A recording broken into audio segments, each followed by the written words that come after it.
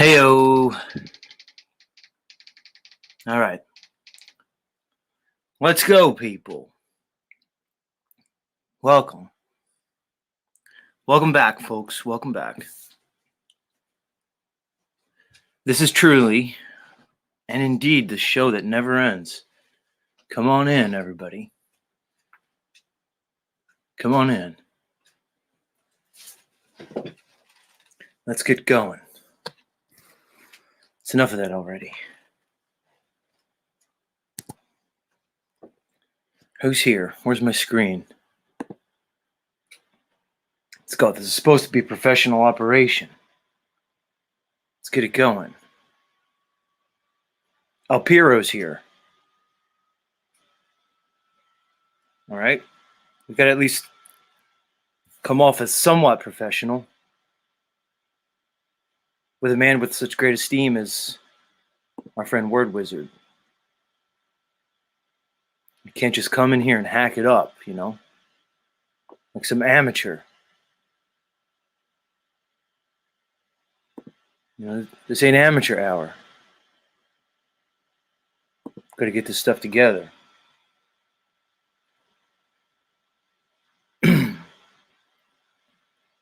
Much love, everybody. What's Heidi saying? She says, Z, scroll back. You got to see what I put up earlier.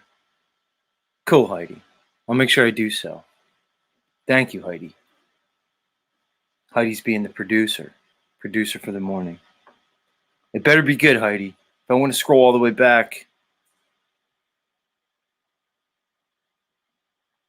I'm going to be looking for some groundbreaking information. I don't want to see some bullshit. Because we don't do that here. This is a serious broadcast. This is serious. This is, we take ourselves really, really seriously here.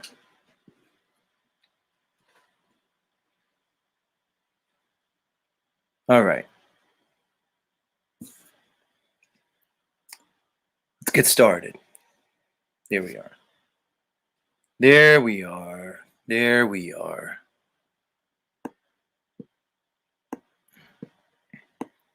Yeah, I'm one of those guys. I use the pronoun we when I'm just referring to myself. It's the proverbial, one might say the royal we. I also reference myself in the third person too, which is, both of those things are probably two red flags for some type of psychopathy, some type of disorder at least. Anyway, welcome. Let's get the show started properly. Let's get it started right. Good morning, grand rising, grand approach. Welcome back, everyone, to the Z Show, the show that never ends, the show that revolves all around me. I'm your host, Z, the Zetetic Warrior, and we're back for another trip into the metaverse of madness. Strap in, everybody. Strap in. Who's here? Who's here? El Piro. We already said hi to El Piro. Much love, Word Wizard. Good to see you, Word Wizard. I would say you're up early, but we all know, Word Wizard, that that'd probably be incorrect. So instead of saying you're up early, we know you haven't slept yet. But we're here for you, Wizard. We're here for you. This show works both ways. We're a morning show. Most people are waking up, drinking their coffee, but I've had some people say I put them to sleep. Who knows? Welcome. Special K in the house. Much love, Special K. El Piro says, back at you, Zetetic Warrior. LOL, correct? Have not slept yet. Yeah, that was an easy one, Word Wizard. I figured that. Let's see what Heidi directed me up to the top of the chat. She has some information from me. What did she say? What did Heidi say? She said, John. Heidi calls me John, everybody. She calls me John. She said, John, last night Brian and Paul were going back and forth. Then Paul said, 1 for me, 2 for Brian. Who to fuck? Okay. Then all the girls put 1 for Paul, I guess. And Christy Lee Dolls put 3 for Z. It was perfect. And she said that should get my day started. All right, Heidi. Thank you for that information. And thank you, Christy Lee Dolls. Appreciate that. But Heidi, we don't need to go into it again and again. I think the audience knows my feelings towards Christy Lee Dolls. And, you know, but I've explained all the things that I'd like to do regarding our friend Christy.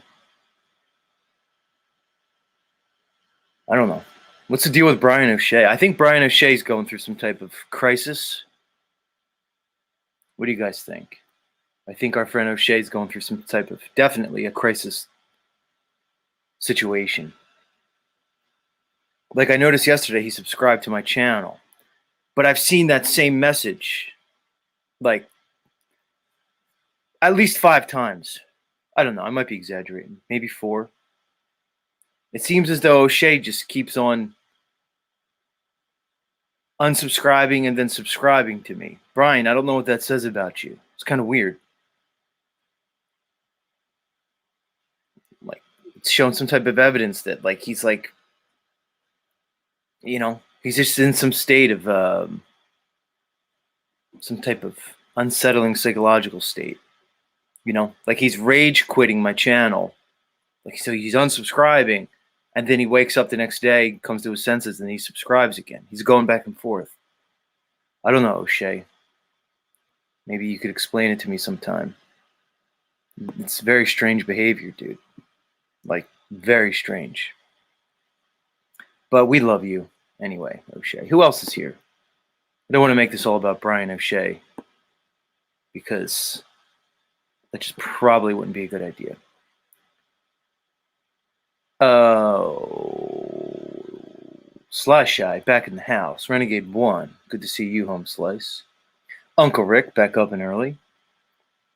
The Citizens Broadcasting Cooperative in the house. Gary Baxter back to see us. Kelly Knuckles. Kelly Knuckles says I'm going to sleep, so I guess I can say I'm sleeping with you, Z. Right on, Kelly. Right on. Let's make it happen. Truth Seeker in the house.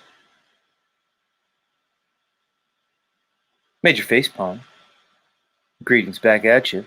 Nuba in the house. Mike Zunich, good to see you. Right on, right on.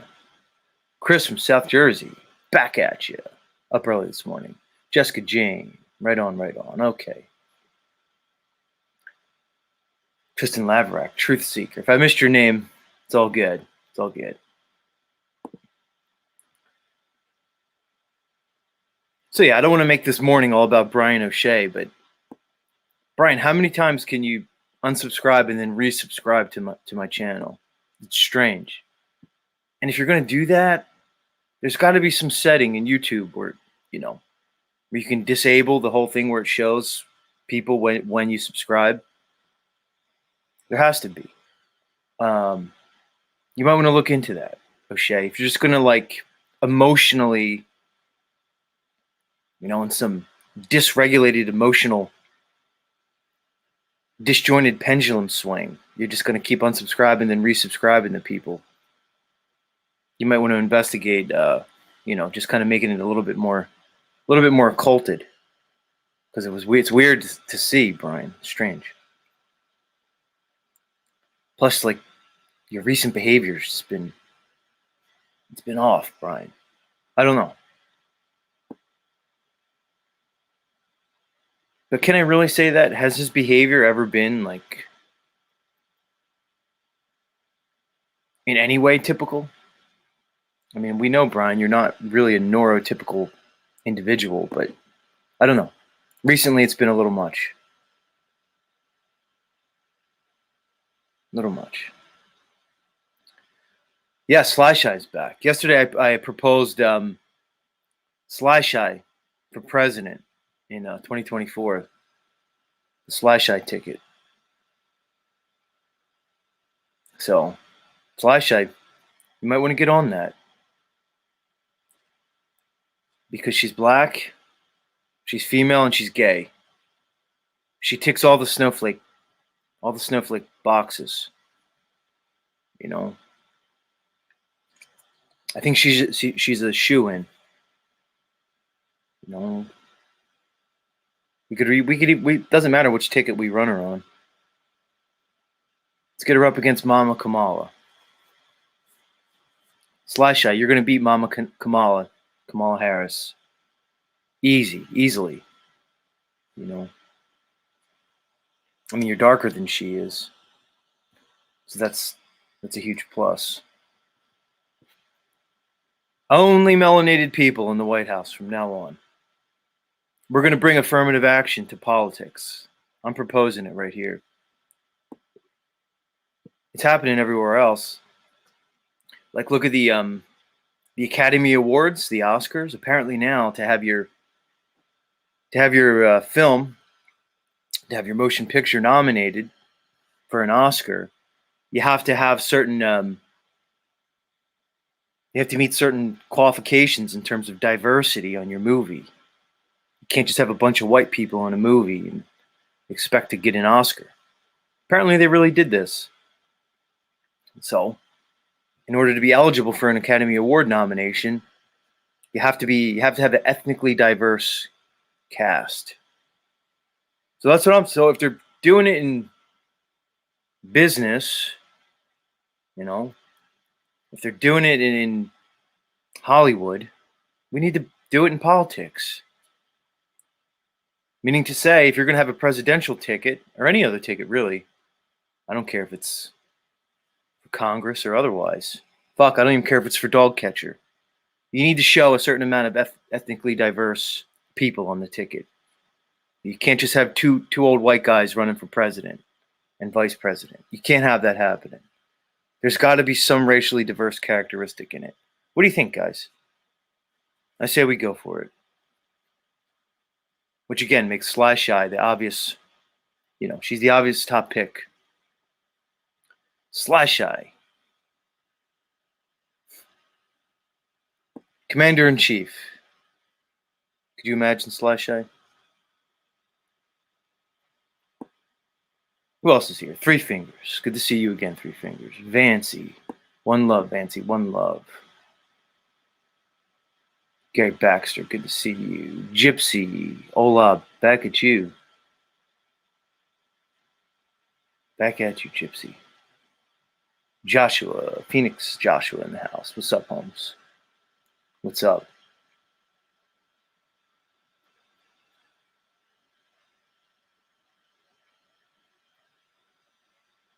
Yeah, everybody.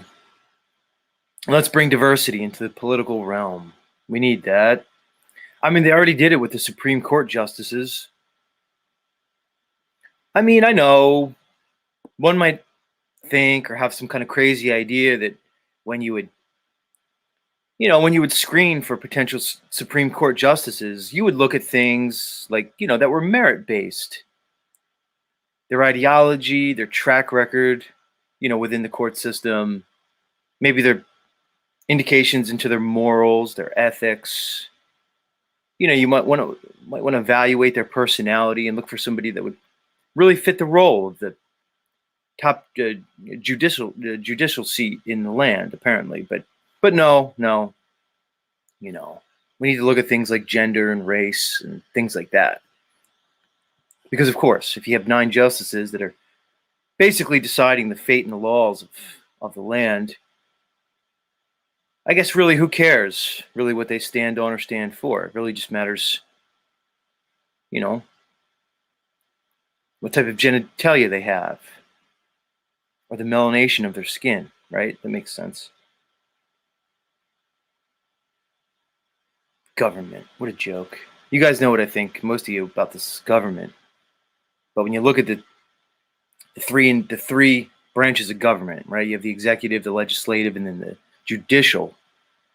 Well, the judicial branch appears to be, I don't know, it appears to have a lot of sway over the other two. You can pretty much decide what's legit and what's not. Anyway, I don't want to go off in politics and government because I think it's all bullshit anyway. If you think otherwise, I don't know, maybe you want to let me know about it. Mateo in the house says it's all subjective. Yeah, Mateo. Mateo coming strong this morning. Razvan's here in the house. Welcome, Razvan. NTFG in the house. Let's see what NTFG says. NTFG says, why are you always ranting about shit you are powerless to change? Much love. Much love. In case you haven't noticed, this show is me ranting. Oh. So RTFG, that's pretty much what this is. It's me ranting about things I'm powerless to change. There's not much that I have power to change unless it has to do directly with me, myself. Like I could change how I eat. I could change my sleep patterns. I could change my behaviors, but I don't know. NTFG, I don't know how interesting that would be for everybody. If I just got up here and talked about the things that I have the power to change, I don't know. Or I could take it the other way, NTFG. Can it be said that we have the power to change really anything we want?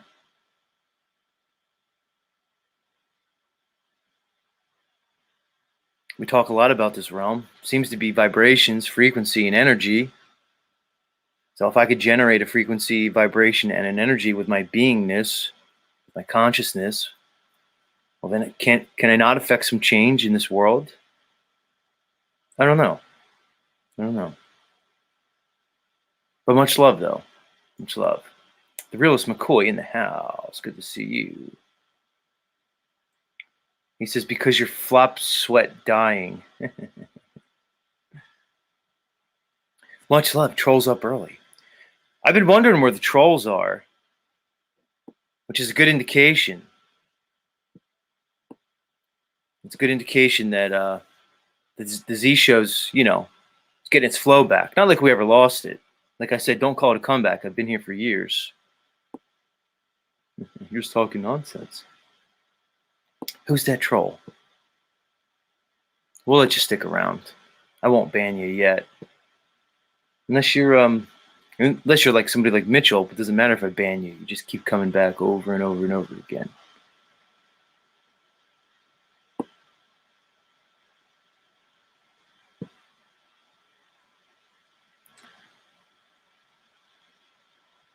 I'm asleep TV, says Mateo. I understand your anger.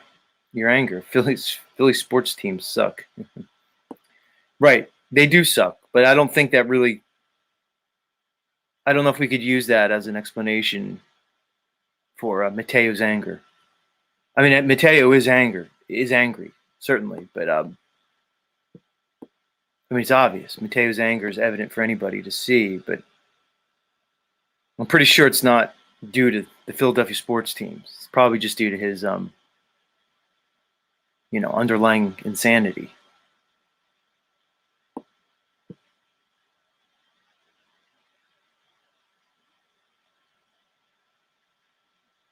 Look, I don't mind if you come in here and critique me, but if you're just going to spam my chat with bullshit, you're going to have to take a time out.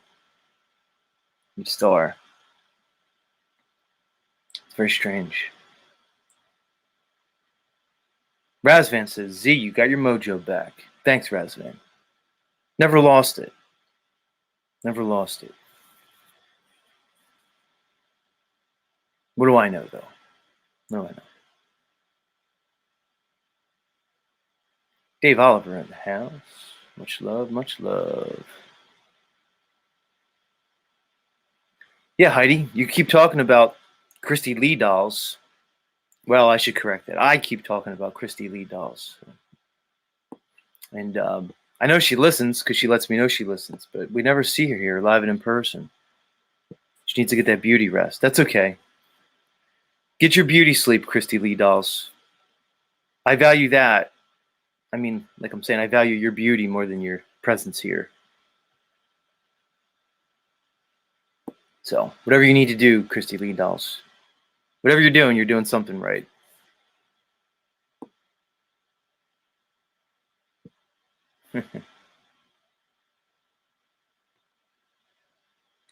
Sly Shy says, "Hey, don't talk about Philly sports teams, even though they do suck." Are you from Philly, Sly Shy? That would make sense to me. You got a Philly vibe going. I'm not surprised. I'm not surprised at that, Sly Shy. Not surprised. Aaron in the house. Greetings to you too.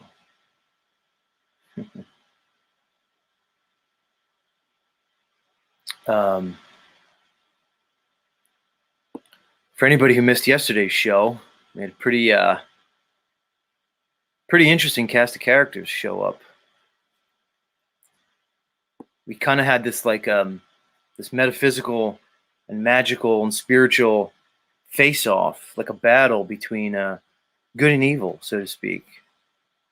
We had our friend Axis Rat Blood, who was presenting us with some type of satanic, demonic hate frequency, versus our good friend Svetlana. It was basically like a wizard versus a sorceress battle. Basically Dungeons and Dragons or Lord of the Rings, right here in the Z Show. I do have to say, I said it yesterday, I'm going to say it again to my entire audience. Svetlana may be the ultimate truther, at least in my book. I think I agree with almost everything Svetlana says, which is weird because she gets a bad rap in these communities. I don't know, maybe she doesn't get a bad rap. See, but in my book, I pretty much could resonate and agree with almost everything she says. It's weird. Rob Cleveland's not a huge Svetlana fan. Look, there he is. As soon as I said it, before I even said his name, he just said shaking his dreads. Rob doesn't like Svetlana. I don't know. Rob. Maybe we could investigate that, if not this morning, but at some other point. You know, your whole issue with her. I don't know. She just seems right on to me. With the portals and all, and the energetic shift of the... I don't fucking know. Svetlana is on point to me. Renegade 1 agrees. Renegade 1. Coming at us from southwest of Eden. He knows what's up. Right, Renegade? Svetlana's on point, dude. She's the higher level. I don't know how you guys are missing it. Heidi likes her too. Yeah, Special K. Our friend Axis Rat Blood, his closing statement when he was leaving the show yesterday was, "May Satan be with you." Hey, look, you gotta appreciate that he stands on what he believes. And I know this was kind of controversial yesterday. That we were entertaining a Satanist, but I don't know. He made some good points. Oh, Z said he loves Satanists. You know, go ahead, somebody take that. All you you righteous truthers, you know, super truthers, who basically just follow the dogmatic Bible, basically the dogmatic traditions of the Bible, and just say because I talk to a Satanist that that in some way makes me a Satanist, which is just a weird way to think of things. But yeah, dare I say it, the guy fucking made some good points. I don't know.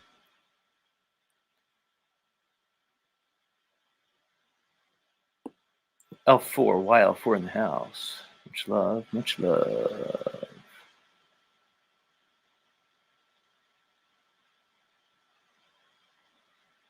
Razvan is active.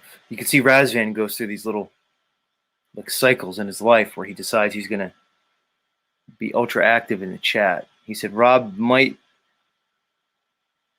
got the elitist attitude because she has an accent.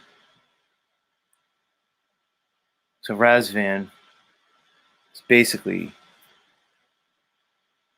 saying that Rob doesn't like Svetlana because of her accent. I don't know, Razvan. You might be projecting a little bit there.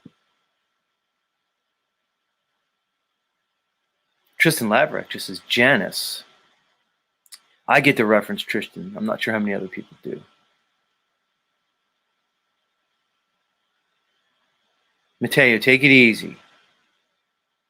Take it easy, Mateo. Calm down. You seem a little excited this morning. You woke up early. You're doing your thing. I get it, Mateo. Just sit back a little bit. I could picture you, Mateo, on the edge of like that couch or that fucking love seat or whatever it is that you're always sitting on in that room. I could see you sitting on the edge of it, like your energy's going. You're starting to cycle. Bring it back. Do I need to do a breathing exercise right here, right now with you, Mateo? Do we need to do like a collective exercise where we get out of our imaginations, we come back into the now, we align our chakras, we settle into some state of, at least some state of homeostasis, equilibrium. Yeah, he says no. Okay, thanks, Mateo. Right, Heidi says no. We don't want to make this all about you, Mateo. Speaking about getting into the now, we interviewed Mr. Jack Talcott yesterday on the show. Jack showed up for the last 15 minutes. He woke up early to come see us. So we thank you, Mr. Talcott, for coming in. All right, so I timed you out, NTFG. Now you're back, and you're right back in here. He said, Zetetic Warrior, do you think you'll ever be able to be with a Korean woman again? What a weirdo. I don't know. We'll see. We'll see. I'll put it on my list, my to-do list. Korean woman again. I will say, though, I'm telling you, if you've never tried South Korean barbecue, you're missing out. You really are. You really are.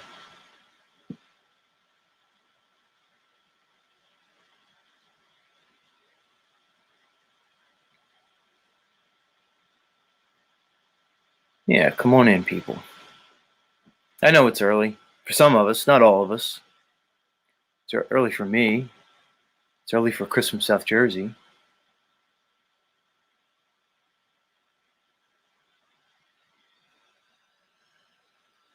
Calm down, Razvan. It'll be all right, man. Just chill out, dude. Like I said, we got to roll into this whole thing. We got to get it going.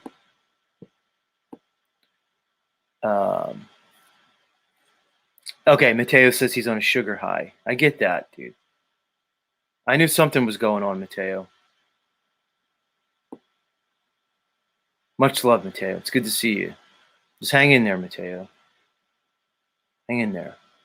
I know, dude. It gets lonely for guys like us, Mateo. For guys like us, guys that are sort of, we embody that masculine, the whole masculine energy. It's tough for guys like us, Mateo. We're like lone wolves, so to speak. We don't really like to be around the crowd, the pack, so to speak. It's tough for us. It's tough for guys like us, Mateo. I get you, dude. I get you. At least I get you, Mateo.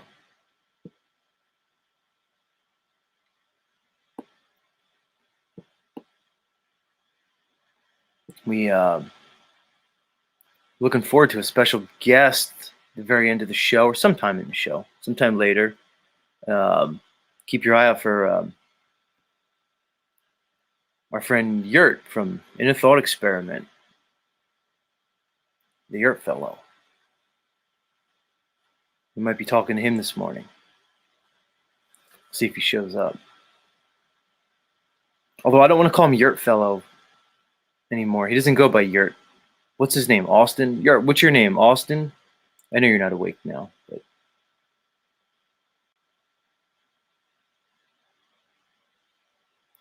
there's Gypsy. There's Gypsy. Right on, Gypsy.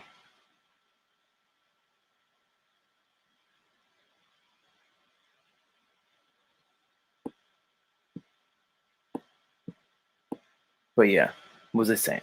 Mr. Talcott. Thank you, Mr. Talcott. You graced us with your presence yesterday.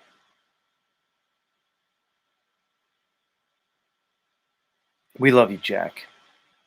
I love Jack. He's everywhere Jack goes, he has a certain presentation that he does. Like he has certain standbys. Like he knows to like play up to the ego of the host. Jack is a love bomber. He loves love bombing. He's good at it. And there's likely some degree of sincerity when he does it. Although it wouldn't work, you know. You'd be able to see through it. But Jack's good at the love bomb. He butters you up a little bit. He softens you up. That way he can get in there and do his Jack thing.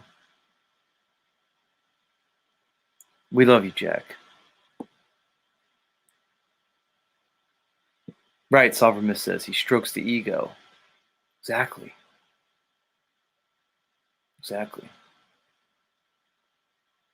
So, I know I've been spurging on this thing lately. The fucking moon cycles.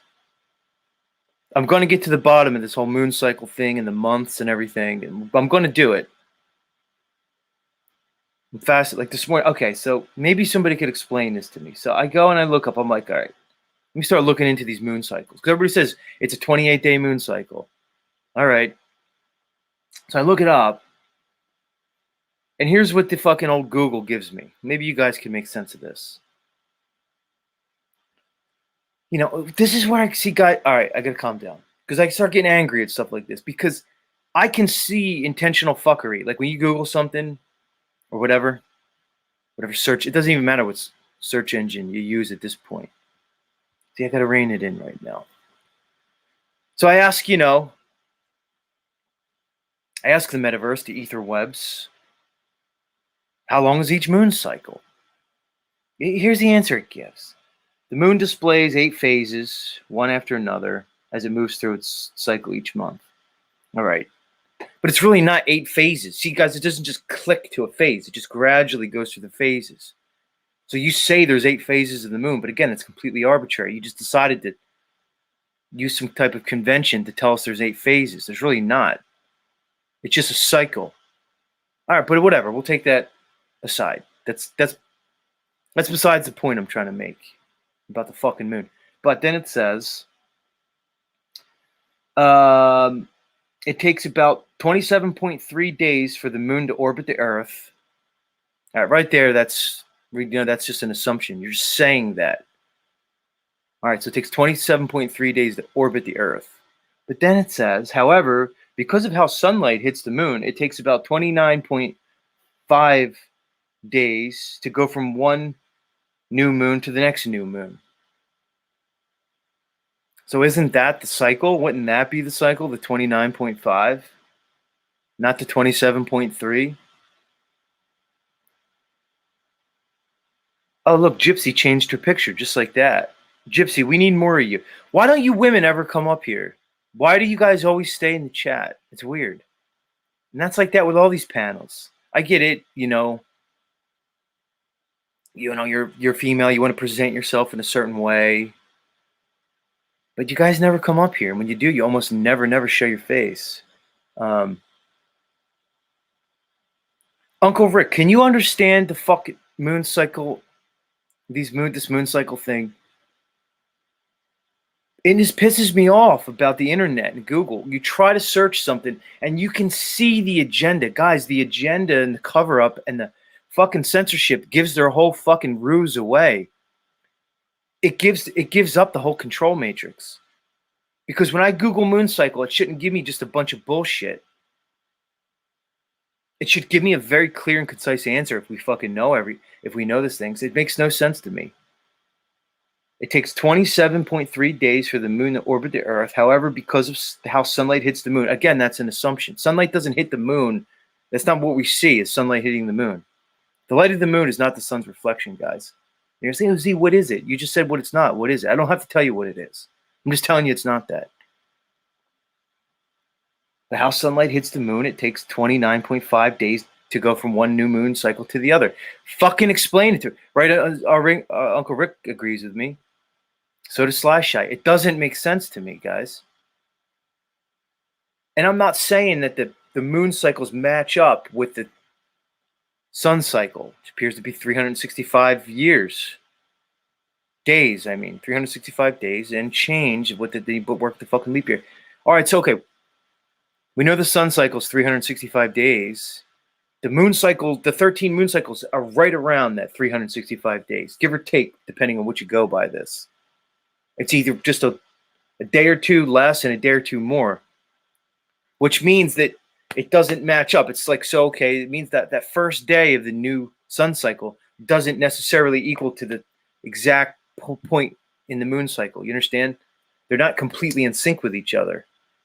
There seems to be some type of a progression through the cycles, almost like you would see a progression through the precession of the equinox that's supposed to take place over thousands and thousands of years, if that's even a thing. But that doesn't change anything in my book, because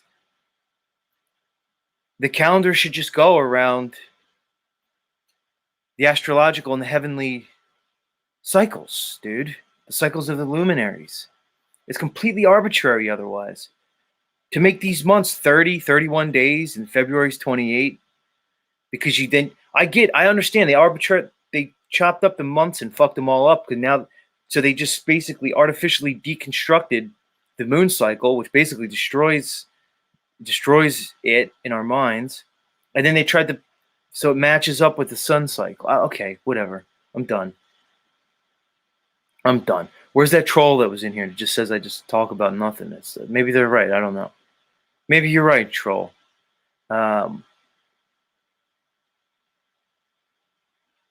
what I'm saying, guys? I don't know. 27.3 days to orbit the Earth. Come on, guys. What the fuck is that even supposed to mean? Is that... I don't know. And then 29.5 for the full cycle, from new moon to new moon, officially. All right, let me breathe. Let me I gotta get this off, because I'm just gonna keep spurging out on this if I don't get away from it. It's completely insane to me, guys. It's completely nuts.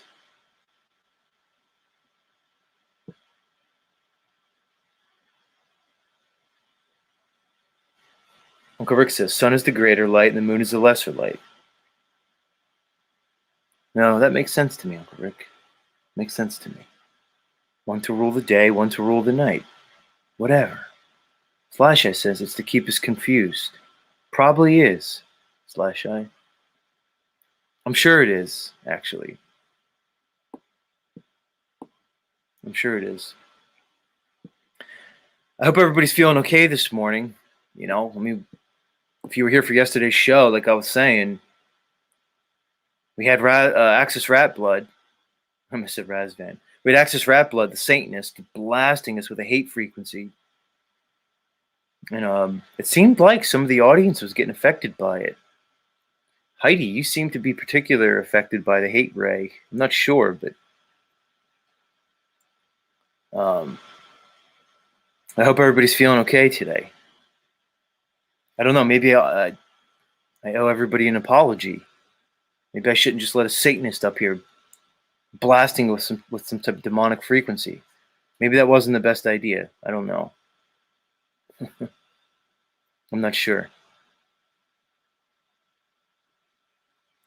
Maybe that's why Brian O'Shea unsubbed, then resubbed to me. He didn't like the hate frequency. I don't know. O'Shea, dude. Do we need to worry? Should we all be... I'm going to ask the crowd. Wizard's still here. Maybe he could help us. Wizard and everybody else here, should we be worried about Brian O'Shea? Like, is he in some type of like crisis that we need to, that we need to be aware of? Like, do we need to do anything? Do we need to reach out to him? Should we be worried about Brian O'Shea given some of his recent behavior? He seems to be really really unstable. O'Shea, let us know, Brian. Let us know. Although, why would I be asking you? Because typically people who are in some state of dissociative insanity, they're not typically recognizing it. So you're probably not the best person to ask. But, if I'm to evaluate you, O'Shea, some way, when I look at you're displaying certain characteristics. Like I said, certain red flags that I think we need to pay attention to, everybody. I don't know. Max Intent said he's a child, emotionally, mentally, and probably otherwise.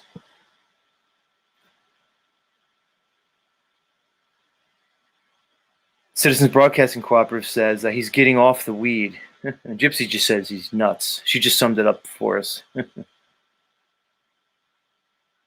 Lavrak agrees that he's fucking off the rails. Interesting. Citizens Broadcasting Cooperative says Z pretending to care. It's either that or sarcasm. I don't know. Sometimes I don't even know Citizens Broadcasting Cooperative. So you make a good point.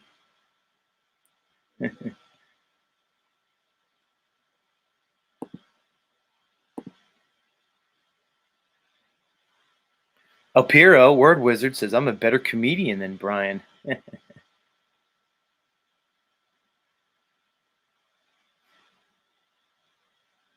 Good one. Then he said Brian's fine. He needs to figure out what he can do with his true talents. The unknown comic is already taken. Singer again says he's detoxing from weed. I don't think you have to detox from weed. I don't know. Maybe I'm wrong about that. Maybe I'm wrong. Maybe you do. Maybe you do. Either way, much love, Brian. We're all here for you.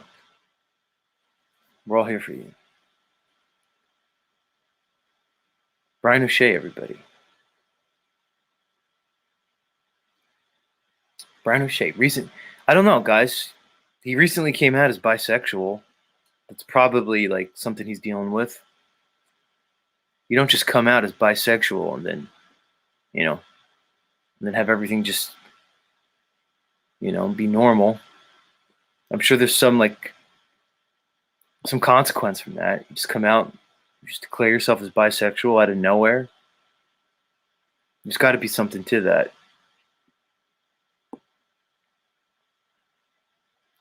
Who knows?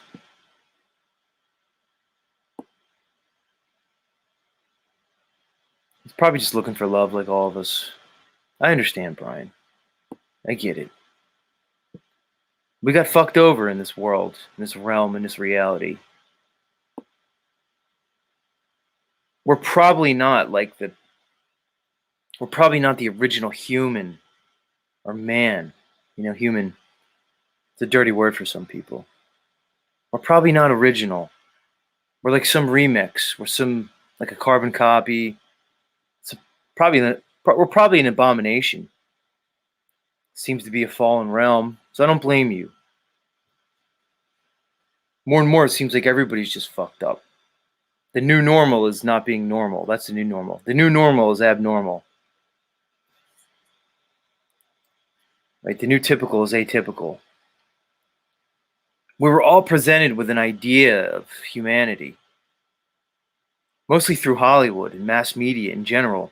We were told what it is to be a human. And we were told what proper behavior is. But all throughout my life, I've never seen that evidenced in the world around me. They tricked us. They painted a picture in our minds, spirits, and consciousness of what it is to be a human, a man or a woman, what a functional family looks like, what a community or quote-unquote society should look like. They painted a picture. They wrote a story for us. They painted a picture of the nuclear family. Look at the 1950s with like Leave It to Beaver and all that stuff. The monogamous marriage, man and woman in a house with a nuclear family, and that who says that's the way it's supposed to be? Who says? Even the Bible. I've been thinking more and more, like I said the other day, it seems like the Bible and all these religions were like the original, like fucking Hollywood. Novels and stuff, books. Anything that was sort of pumped to you by, let's say, the controllers seems to be just some type of propaganda for indoctrination. You guys understand what I'm saying? We were told what it is to be a human. We were told what things are supposed to look like, the structure of our lives. They painted a picture for us. But let me ask anybody out there, is that what your experience has shown you? Have you seen any of this around you? And I would venture to say no. I would venture to say no. It begs the question, how much of our paradigm, how much of our understandings have come from indoctrination, programming? If you can step back and remove yourself from the indoctrination, what would this world look like? What would it be really? Even down to the fundamentals of language. It seems as though they gave us a language centered around fucking programming us. Who else is here? Who else is here? I don't want to get ahead of myself. But Moose is here. Much love, Moose. Moose says he's an hour late to my show. Good thing I didn't hire him to be my producer.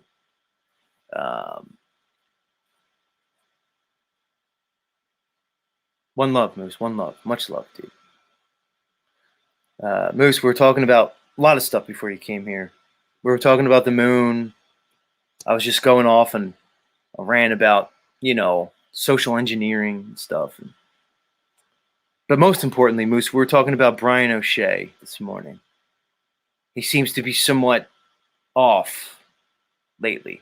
When I say off, I mean like more off than he usually is. Because I've never really seen him on, so to speak. But we're wondering, I was wondering, like, does Brian need help? Are we watching a man in some type of state of quiet desperation? Based off of some of his current behaviors, I don't know, it lends itself towards that. Does Brian need help? That's the question, Moose.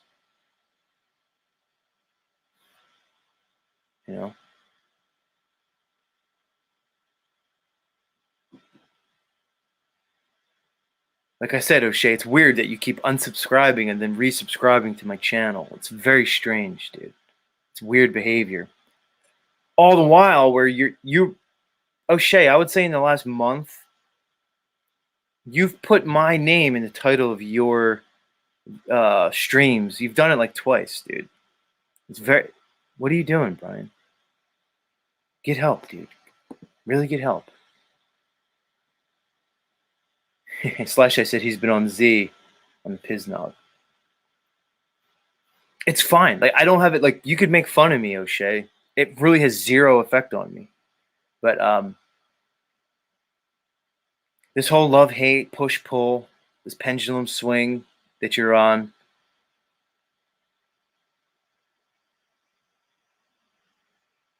I don't know, man. Lavrak says that he may be in love with me. I mean, he says he's bisexual. But that's not out of the realm of possibility, bro. You're probably onto something. Probably onto something there, dude. I can't disagree with that. Not at all. So I was thinking last night about my show, and there's two things I want to say here.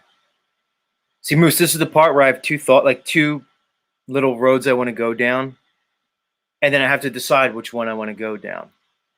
And then as I just brought it to this meta world, when I was just discussing it, I think I've just forgot what both of those roads were. It's fucking weird. I'll go down the first one. I've been wondering, like, do I bring on like special guests, like featured guests? I'm always going to do the open panel.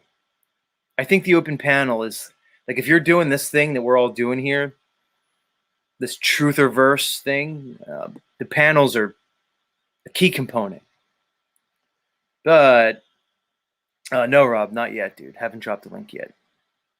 So, but above and beyond the open panels, I'm wondering, should I bring on featured guests at least every so often? I'm going to be on here 7 days a week. Yeah, so there's a lot of room for experiment. There's a lot of room for growth, and a lot of room to play with this. So I was wondering, do I bring on featured guests, invite people on? So I do my little monologue here. The first hour, guys, in case you haven't noticed, is just me doing this, my monologue.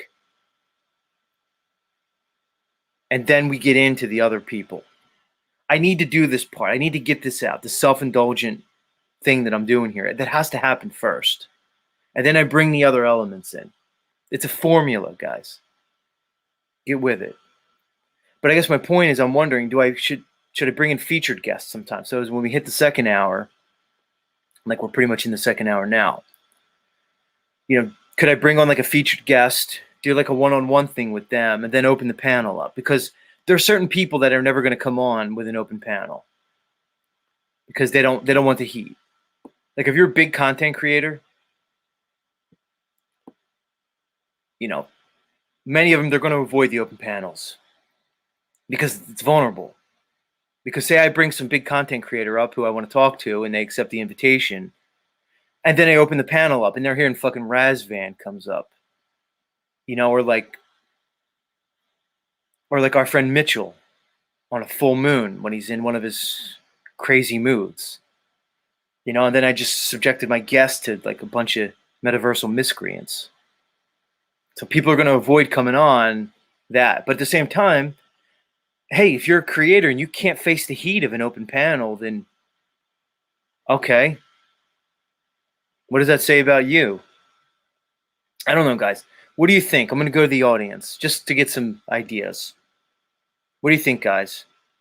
Should I bring on featured guests and protect them from the open panel, or should everybody who comes on be subject to the potential of the Razvans, the Illumitamis of the world?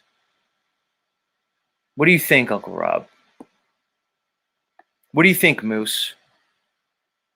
Should I do certain segments here and there with featured guests where the panel's closed? Moose says, why should you protect anyone? Yeah, Moose, that's kind of my thought here. It's kind of my thought. He says, you either stand with the strong or you cater to weak bitches. I get it, Moose. These special cases, try featured. Moose, because if I do some featured stuff, I can get some bigger people on here. That doesn't mean better. Eddie Left just says, metaversal miscreants. Citizens Broadcasting says, you should be forced to have racially diverse panels like you want for Congress. It's actually pretty funny.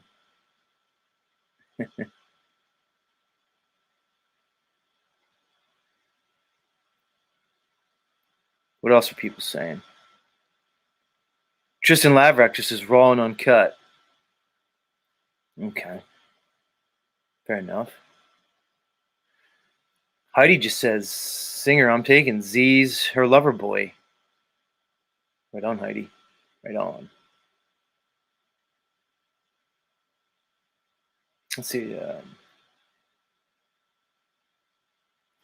Niall just says bigger people as in plus size. Nice one, Niall. Fair point. Yeah, I don't know, guys.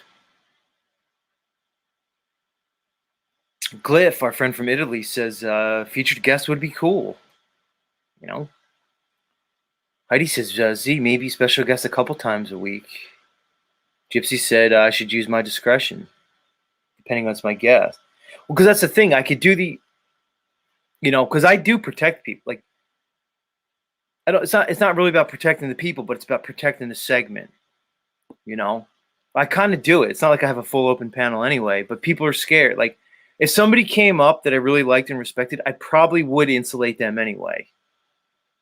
You know, like if I can't, like, a big content, if I have an open panel, big content creator, I'd probably get rid of Illumitamian anyway. So my gut is just telling me to stick with the open thing and not do invites.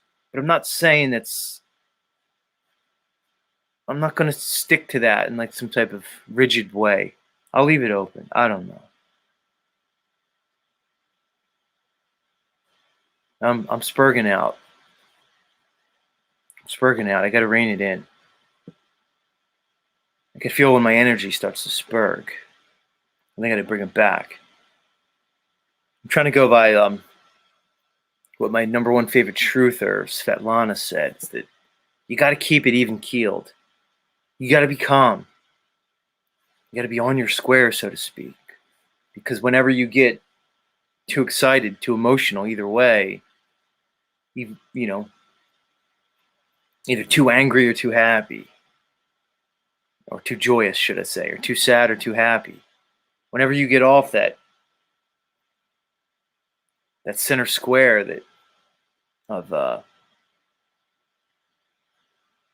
the center square of, let's say, balance, whenever you become unbalanced, according to Svetlana, that's when these demons come in. That's when you're open to being avatared by some fucking demon. I was thinking about that last night. Yeah, like Special K says, balance, calm. So we could show emotion. I could show emotion here. I could play with it, you know. I could play with my emotions, but in the end, I got to stand on my square. I don't want any demons kind of coming in.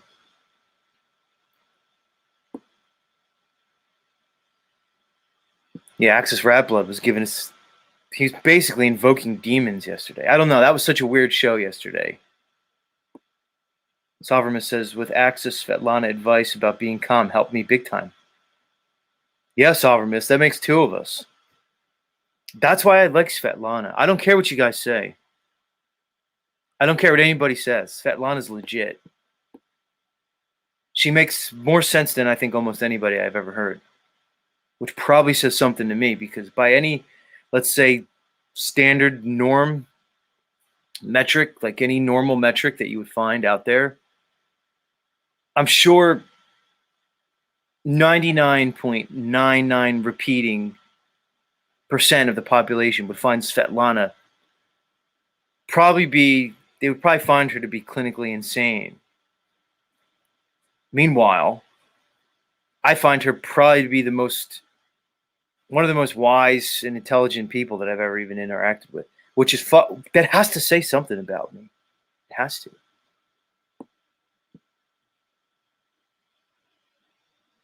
It really does.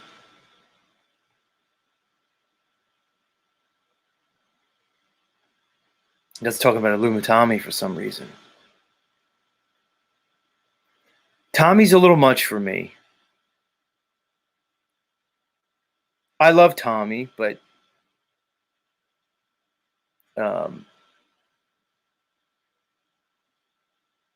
don't really know what to do with him. Like, I don't know really how to incorporate him into my whole thing here. Tommy and I are in this loop. Like, he comes up, I basically tell him that I don't know what to do with him, and he's crazy. He spurgs out on some random meaningless topic, and then I kick him off. It's the same thing every time. I don't know, Tommy. Maybe it's because you tried to explain to me that the Earth is a globe because of sticks and shadows. Maybe because that's the level you're operating on, Tom. You want to make fun of me to being a disc believer, as you categorize it. And your best argument is like the weakest argument that there is. That shadows are different angles at different times of day, depending on where you are. Come on, Tom. It's weak sauce. Mateo says he's narcissistic to the nth degree. You talking about Tommy, Mateo? I don't know. I don't know if Tommy's a narcissist. I mean, you're on the right track. He's definitely pathological. There's no doubt about it. Tommy is he's pathological in many ways, but narcissistic may not be. It may not be the most apt diagnosis when it comes to Tommy.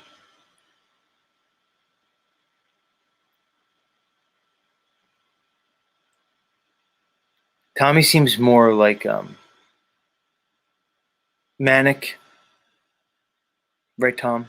Manic, potentially bipolar. I don't know. He's more of a mania. Who knows? He might have some type of like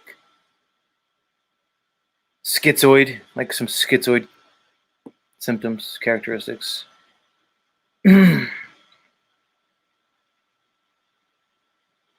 Well, Mateo, Tommy says he's rich. We don't really know. Claims that he is. Yeah, he's manic, right? Special K. Lion's not sheep in the house. Lions says Tommy's like a computer with some messed up programming. Yeah, man. Yeah.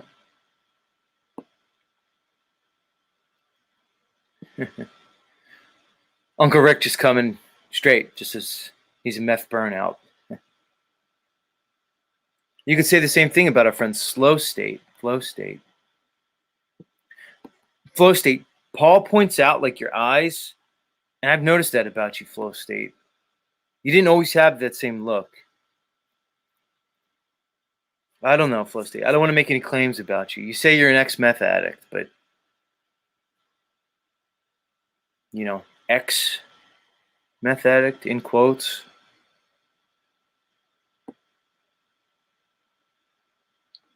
But I can't come down on you, Flow State or Tommy, for if indeed you are meth addicts, because just look around, everybody.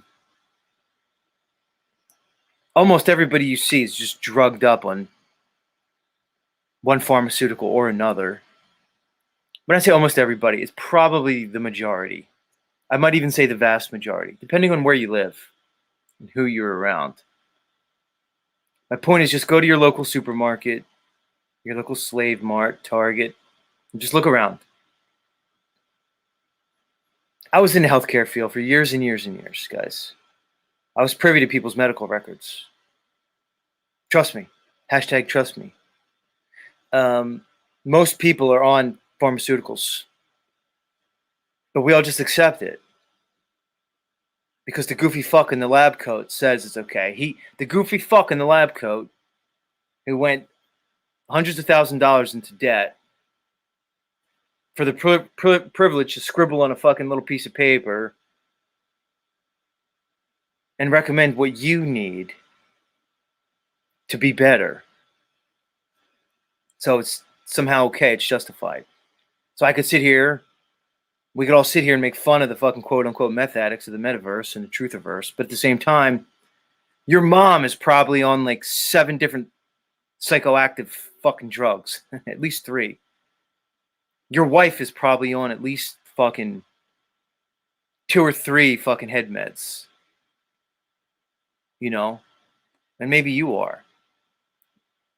How's it any better? Because some goofy fuck in a white lab coat said it was? Come on, guys. Yeah, Slash Eye just says, yep. They're just pumping people, guys, with fucking pharmaceuticals.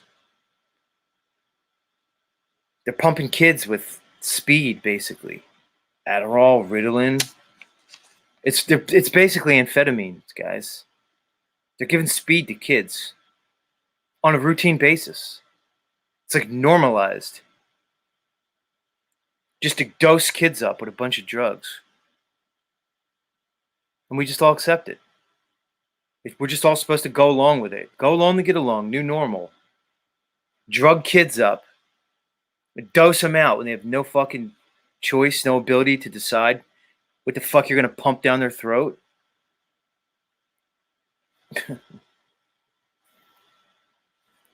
This is righteous indignation, Z, right?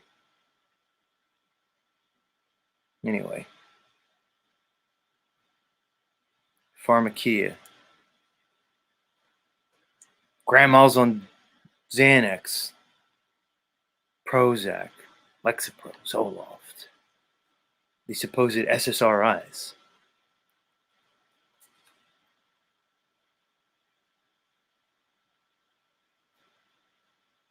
We're just all supposed to accept it. I'll say it right now. I don't care whose feeling it hurts, who's listening to this. If your kid's on Adderall or Ritalin, you're a child abuser. You get that, right? You're abusing your child. Take it for what it's worth. Fucking sickos. Oh, but Z's the crazy. I'm the crazy one. So because I come on here and I tell you that your globe is impossible. The Earth doesn't move at all, ever. It's just a fucking earthquake. I tell you that your religion that you think that is real is complete bullshit. I tell you that the history they gave you fucking literally is a made up fantasy. I know that sounds crazy. But I'll tell you what I don't do. I don't go around abusing children like you fucks do. It's just normalized. Don't get me started about the last 3 years and that whole thing. You're fucking jabbing up 6-month-olds. Anyway. Uncle Rick, do I rein it back in or I just go with this righteous indignation? Because it's easy. It's easy. I could just dive into that. Because you guys will resonate with us. I could just hit you with some emotional appeal, which I know and many of us know is an emotional logic. It's a logical fallacy. But I could just sit here and hit you with it. But I don't know.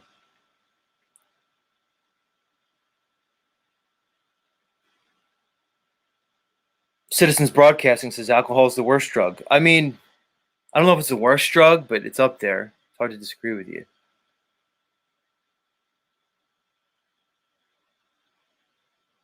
Wobbly Boost says toddlers on amphetamine, Big Pharma, and gave us a link. Much love. Heidi said, this is why Z is my lover boy. Pure passion. Oh, Heidi, you ain't seen nothing yet. You ain't seen nothing yet. Don't worry, Heidi. We're going to do the Z bachelor sort of thing, where I'm the bachelor or something. I got to get something out of this whole process. I'm not getting money out of it. Although, don't worry, guys. The Cash App, the Venmo, it's on its way. Z's going to monetize. It doesn't mean I'm going to monetize myself with YouTube. I'm just monetizing the Z brand. Don't get upset, Mitchell. Don't get upset. I'm not going to be, incorporated.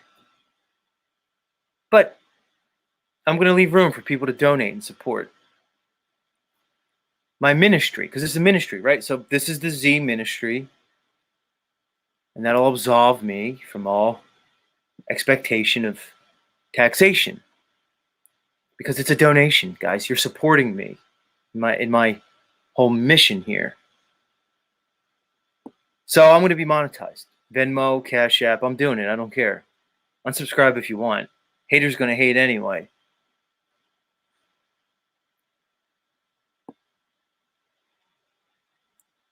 I don't even know why I went down that whole thing.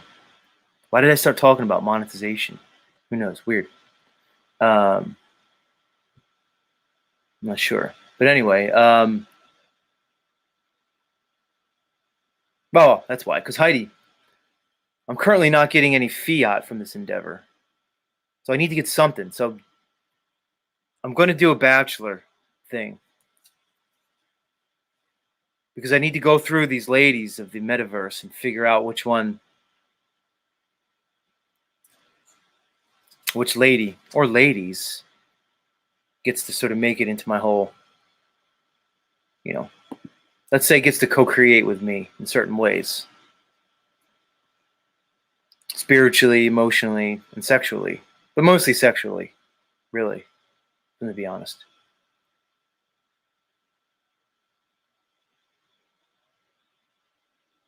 '76er in the house. Nuba says alcohol's not that bad. It's the social systems in place that don't mix well. Fair enough. Yeah, alcohol serves its purpose. All pharmacia really does in some sense. I don't want to go into it. I don't want to go into it. Heidi says she's going to get me some ladies. That's the spirit, Heidi. Like I said, if Heidi, if you truly are my bottom bitch, that's your job, really.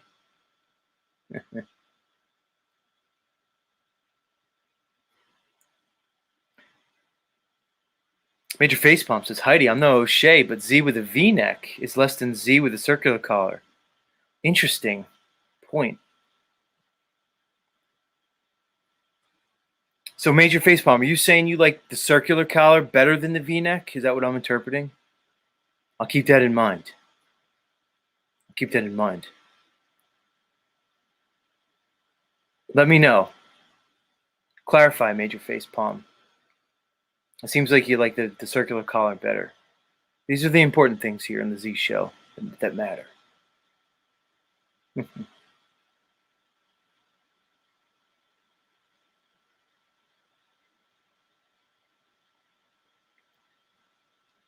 In a fraud experience says, hey guys. I need to correct that. It says intent, non-tent content at in a fraud experience. That's a shot at our friend Yurt fellow. It's all right, Yurt. If you're going to be on here, you're going to get the. There's the love and the hate, Yurt. You got to embrace both sides. But yeah, we're looking forward to seeing Yurt fellow here on the show this morning. We'll see. That's the idea. Special K wants to see my hair. No, the beanie stays. But I need more beanies, though. I need like an array, like an assortment of beanies. But like I have all my hair, Special K. I've talked about this before. How many mornings am I going to come on here and just talk about my hair? I have hair. I got all my hair. It's just I don't need. There's too much forehead. I don't have like a huge forehead. But I'm just saying, with this angle, the way I sit here, my face smashed up against the fucking screen, it seems to trigger a lot of people. It's too much forehead. There's method to my madness. Like Major Facepalm said before, I was wondering between the V-neck and the circular neck, because the production value, everything's right here, guys. So the type of collar that I wear is of great importance. It plays into a lot. There's not much else. There's no background. So when Major Facepalm indeed said that they like the circular neck over the V-neck, I'm going to take that into consideration because I think I agree with it. These are the little things. I'm going into it. See, Facepalm, I was feeling like that my beard was getting lost into the darkness, right? So I said, if I have a V-neck, I know, guys, this is sad, that it would show that it's, but you're right. Thank you, Major Facepalm. This will be the last day that you see a V-neck. The circular neck is way better. Thank you. The circular collar is way better than the V-neck. I'm so glad you pointed it out to me because I might have tried to justify the V-neck because it was clean, and the other shirt that I wanted to wear is not. So I just went with the V. But you're right. Anyway, these are the things we talk about here. These are the things we're into. Now it says switch to a headband or visor. And he says it's called a crew neck, not a V-neck. It's a crew neck. He's right, it is a crew neck. But I've heard both. No, I think those terms are interchangeable, V-neck, crew neck. But, oh no, crew neck is the circular one. Got you. So it's V-neck versus crew neck. Got you. Thank you, dude. See, Razvan says V-neck is better. I don't know. No, Razvan, I've already... Don't make me do this, Razvan. I don't want to be in the state of uncertainty when it comes to my collar. I'm going with the crew neck. V-neck's done. We're getting rid of the V-neck, Razvan. You're making me second guess my fucking self. Right. Right. Our singer says crew neck round. These are the things I think about. I saw a Melodome here.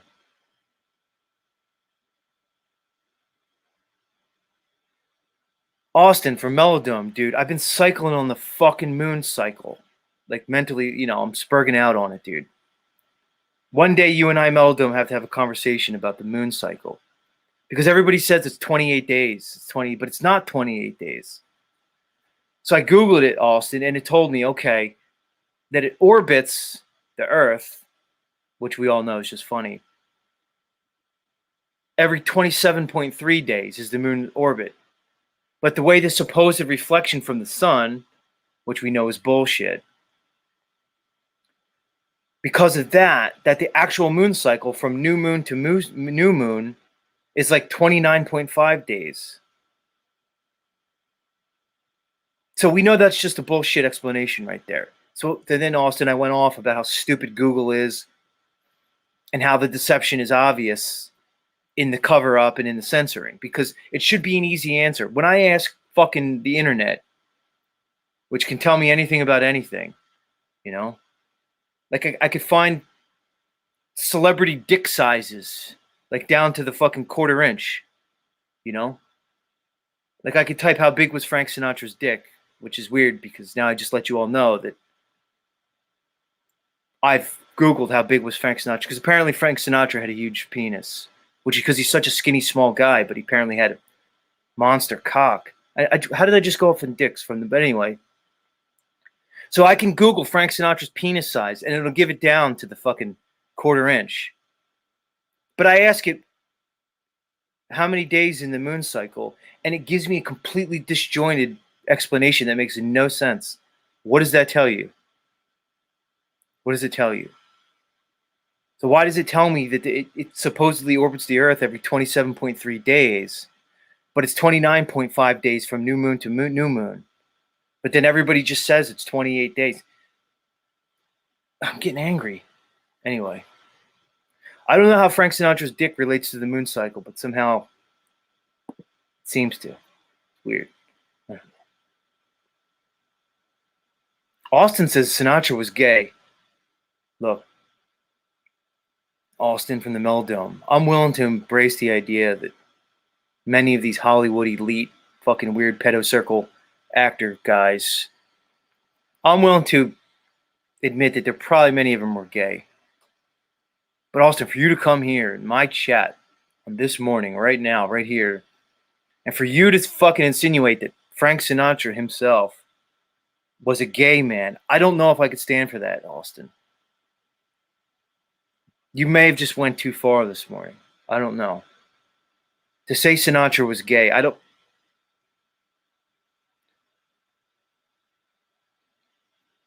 Austin, the cognitive dissonance that I'm experiencing right now, even just trying to think about Sinatra being gay, it's too much.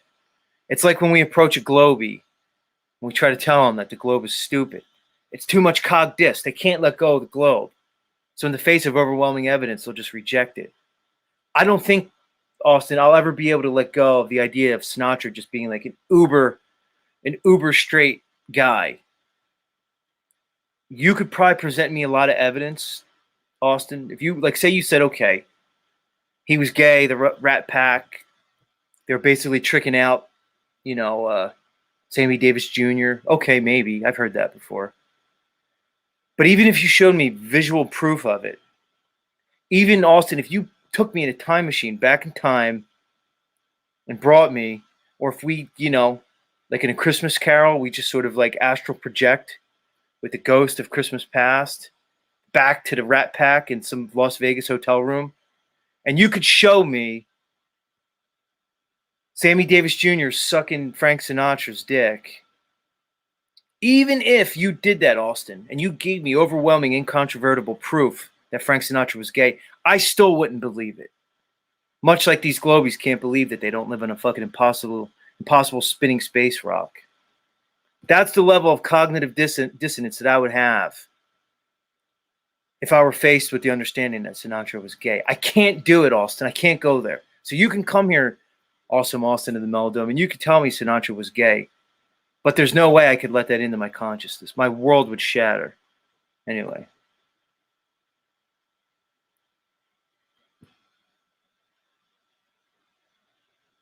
I don't know where is the show off the rails yet, guys? Have we gone off the rails?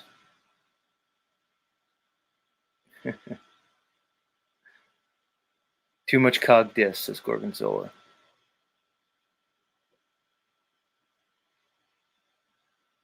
Kelly says I'm funny when I'm angry. Much love. Rob Cleveland says still no link. Okay, Rob. Rob's fucking hounding me for the link. He must have something to say this morning.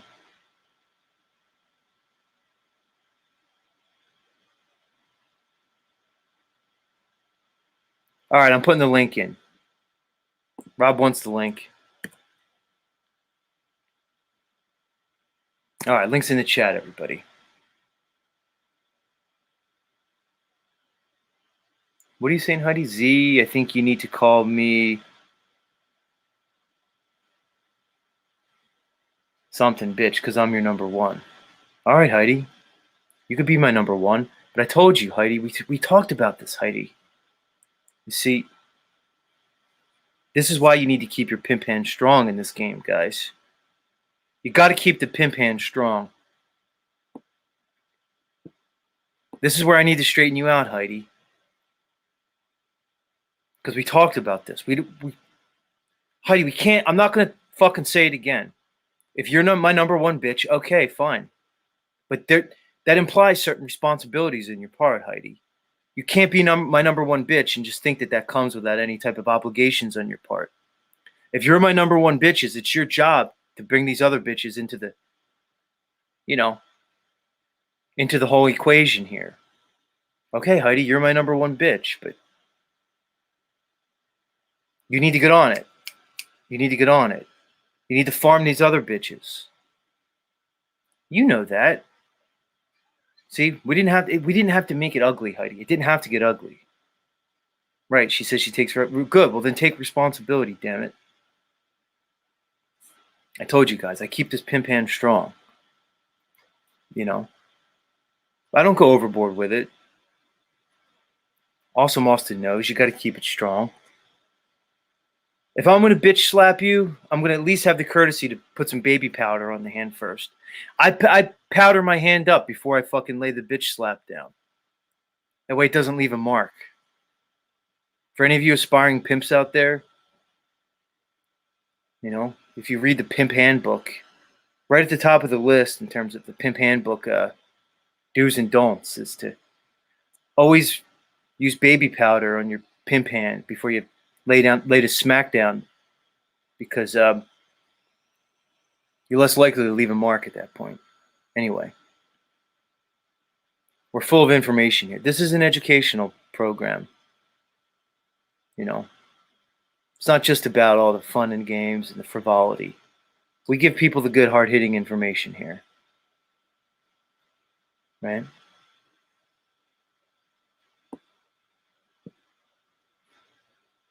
Right. Austin agrees with me. And Austin's a married man. Now, congratulations, Austin, on your recent nuptials. He's got a lovely family, and he knows to keep that family together, he needs to lay it down sometimes. Just the way it is, guys. Special case is talcum powder.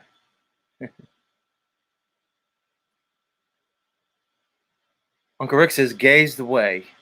Uncle Rick? We accept all types here. Right. Special cases, talc gives cancer. Not medical advice.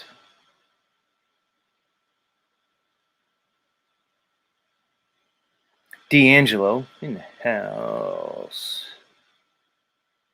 Wobbly Boost is here. Nice to see you, Wobbly Boost.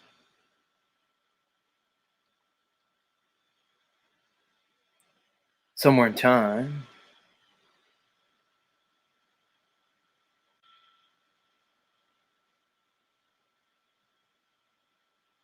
Yeti Life. Much love, Yeti Life.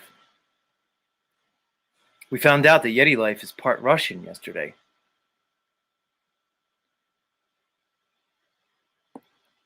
Which I don't know. That helps us But now we just know it. We know Yeti Life's fucking one of these Russian people. Alex Tilburg, good to see you.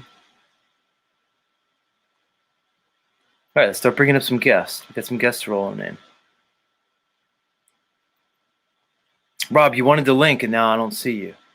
Or maybe you were just advocating for the link for other people. I don't know. Austin says, my wife is listening. She agrees. Much love, Mrs. Melodome.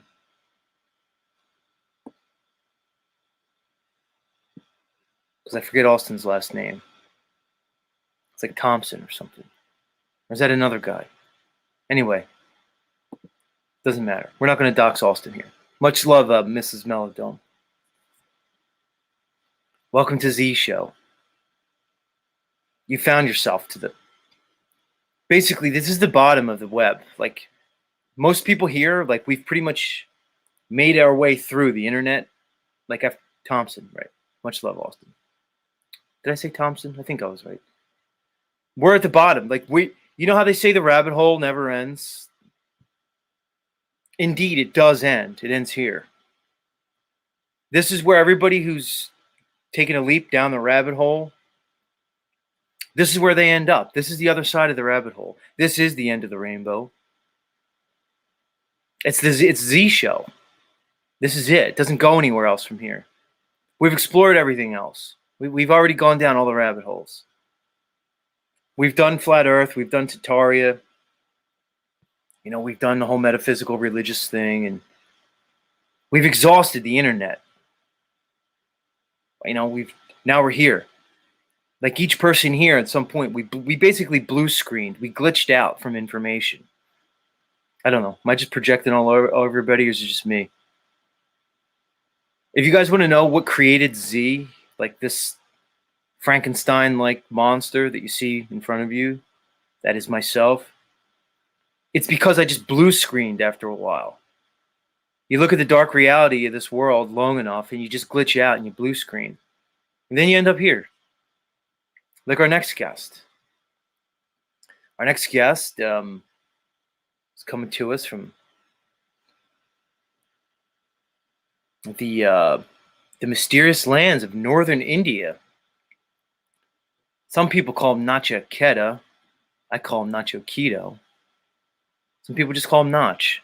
Either way, I'd imagine, much like me, at some point he just blue screened out on information. He just glitched out. Otherwise, Nachiketa, I don't know why the fuck you'd be here if you didn't blue screen. Because my whole presentation wouldn't make any sense to anybody who's still thinking along any type of conventional ways. Anyway.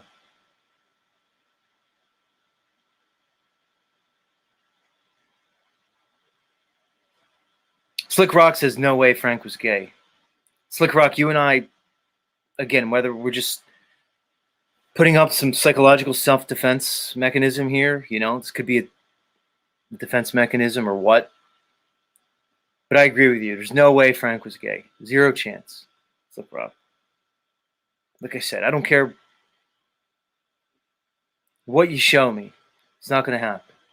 There's no way. Anyway, I don't want to backslide. We don't want to go back into the Frank Sinatra gay talk. Well, let's focus on our next guest. Let's bring him up. Like I said, you all know him. You all love him. He's taken the Truthiverse by storm. Like I said, Notch, I said this yesterday. You apparently came from one of these crazy rich Asian South Korean families. So I don't think you're in need of any fiat. So I don't think you're here in this Truthiverse looking for any, like, you know, any money. So, of course, my brain goes to the only logical conclusion that at least I can come up with is that you're really here for the groupies, the truth or trim. You know, sex. He's here for the truth or pussy. Nacho Keto. This is Z's theory. Nacho's here doing this whole thing. Because he wants to get laid. Why else does anybody do anything, Nacho? If you're not here for the money. I mean, let's be frank. Because people like to think, oh, maybe Nacho's here because he wants to spread some knowledge. He wants to contribute his perspective to the overall understanding of this realm, that he has something to offer that maybe could help somebody towards their journey of truth. And Nachiketa, maybe you think that's why you're here. Maybe you'd like to tell yourself that your underlying motivation is in some way more than self-interested. But it's probably not, Nachiketa. Whether or not you're in touch with it, you're very just likely motivated by your sexual desires. Anyway, am I projecting here, guys? Is this just me? Probably not, though.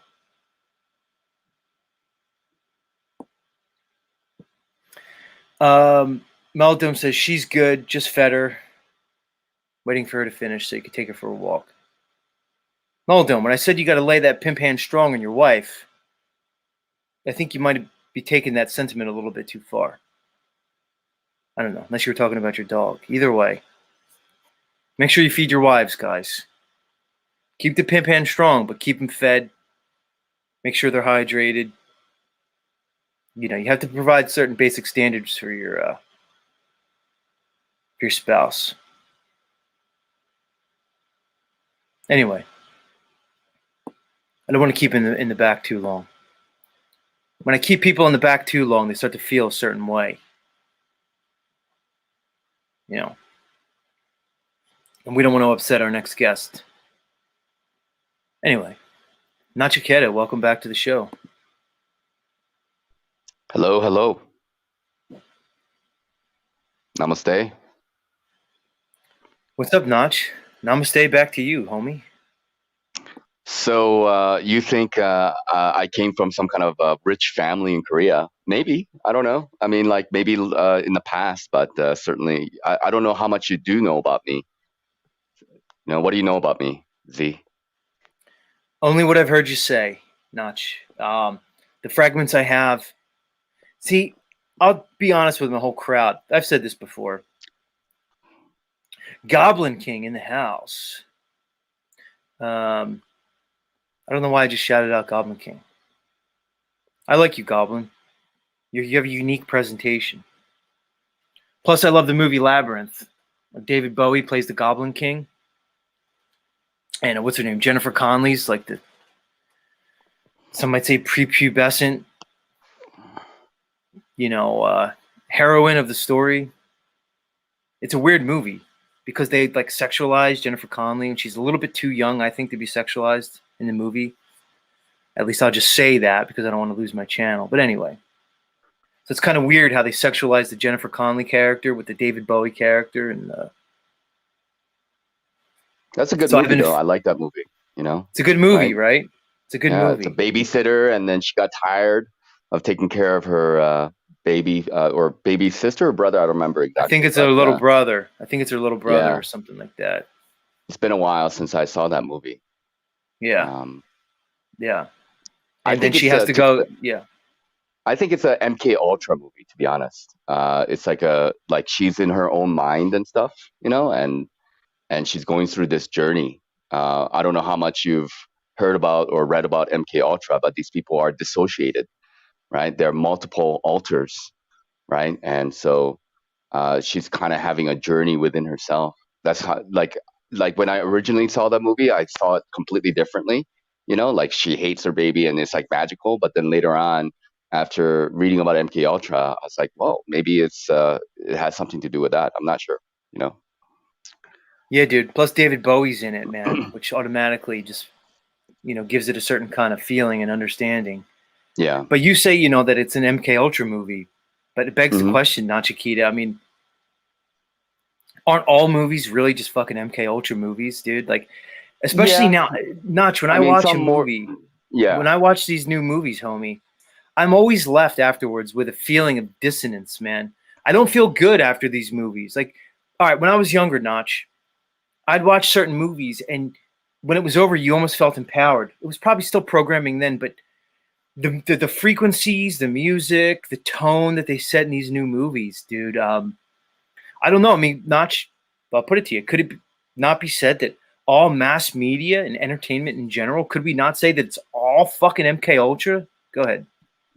Well, I mean, there are different layers. Like I kind of look at like MK Ultra. There's like the hardcore aspect of it, of like children being abducted and actually programmed from the early age, being groomed based on their attributes, and they already have like kind of a system in which they can assess your personality type, and they know your intelligence level at a very young age. Like when you're like 1.5, they already know a lot about you. And so they developed like a whole science behind it, and based on what your attributes are, you're going to be used in different ways in their pyramid system. So like Fritz Springmeier goes into it. He talks about the mind controlled slave, that he and how to create a perfect mind controlled slave. The best slaves, best mind controlled agents are the ones who are unaware that they are agents, even to themselves, the sleeper cells, right? So they go through a lot of trauma, and the way in which that you create MK Ultra victims is through trauma. Just like no different from you, let's say, having like a car accident and you don't remember the accident itself.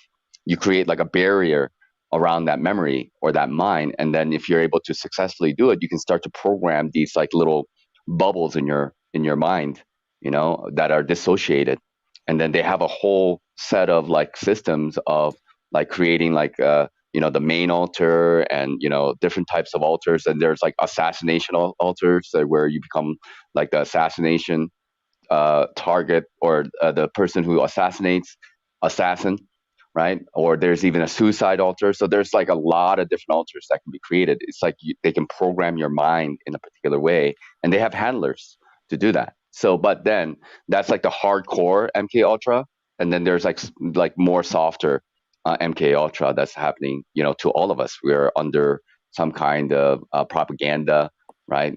Mass media, et cetera, et cetera, and predictive programming and movies. They also play a role in the way Yeah, in dude. which they shape our No, minds, our reality perception. no doubt, dude. You pretty much said it all right there, man. There seems to be a huge trauma component to it. It appears that when a person is subjected to certain traumas, especially at a certain developmental period in their life, usually Hmm. some type of critical period early on in life, there's a certain component that's at play where I agree. It seems to cause a mental, psychic, and spiritual split, so to speak, Hmm. Hmm. because I'm sure it's likely just a self-defense mechanism Hmm. to cope with the trauma. You have to depersonalize, so to speak. It's just natural. You have to almost exit the situation and go elsewhere. I've had people on the show in the past, Nacha, that have told me that they astral travel. One of my friends here, a couple people, told me that they have experience in the astral, and they've seen these children entities in the astral that are currently in the physical experiencing horrible traumas. We don't have to talk Hmm. about it. You could let your mind go. And that these children naturally disassociate, and then they in the astral are like shepherding these children. Hmm. I also have somebody that comes on here who claims to be a victim of intense trauma, childhood trauma, sexual and otherwise, and that indeed he used to disassociate, and there would be this who he categorizes as God, a God entity that would embrace him Hmm. and comfort him through the trauma. So we can look at these type of things as evidence of a spiritual, it's an energetic disassociation that happens Hmm. naturally when one experiences trauma. So of course, the way these controllers operate when they understand these certain things, because they obviously have knowledge that most people don't. Hmm. Of course, why wouldn't they be able to use these things in their sick fucking, psychotic type of mindsets if to do these things to people, right? yeah, I mean, like these people function in a way, whatever works works, you know, might right might makes right kind of deal, right? So if it's working, like they think to themselves like why not?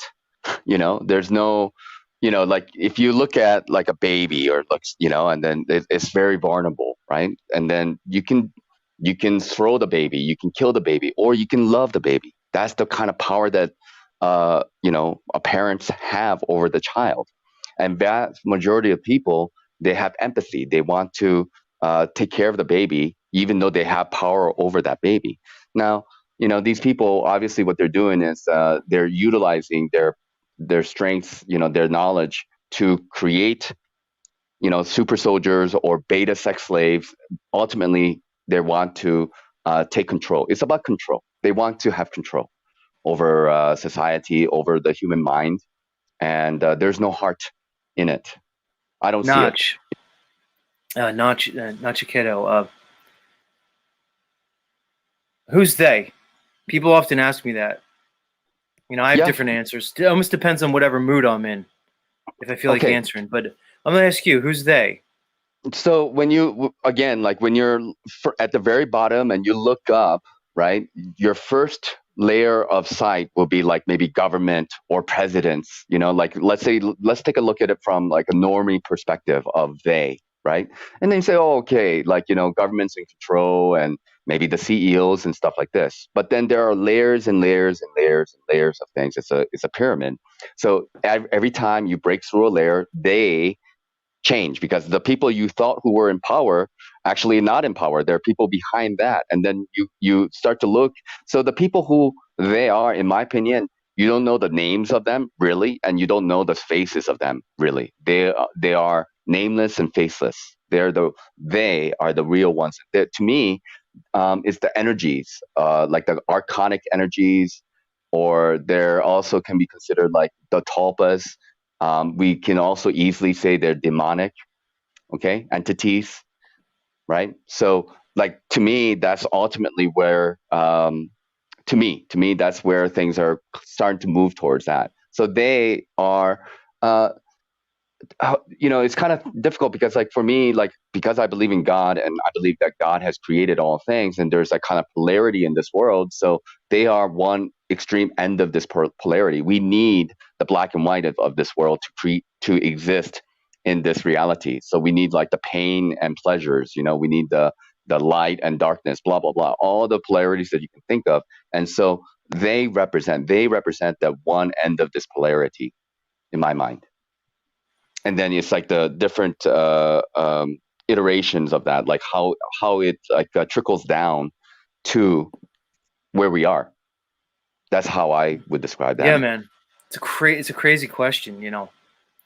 People like to. It's to me when people ask that. Like I asked you just to get your opinion on it, but to me it appears they're just really just trying to put up some. Again, it's a defense mechanism because you can say, "Oh, well, they're controlling us. They're this," and they go, "Oh, who's they?" They're just trying to Yeah, diffuse the conversation. Basically, they're trying to obfuscate because people don't want to ask the hard questions, right? They just want to go along to get along. Most people. It's yeah. it's not Chiquita. It's tough to ask the hard questions because you realize, at least I'll say it from my perspective, to find any ultimate truth really is probably never going to happen. This is the way I look at it. It's just to me, truth is an Well, endeavor. You endeavor for truth. I don't see yeah. I don't see any ability to get ultimate truth in this realm, dude.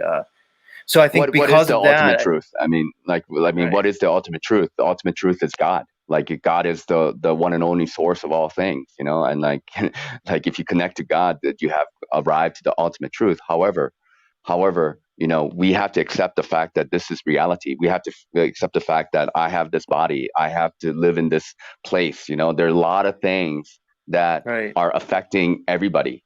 So we have to start from where we are. What's going on. That's the thing. Who you are.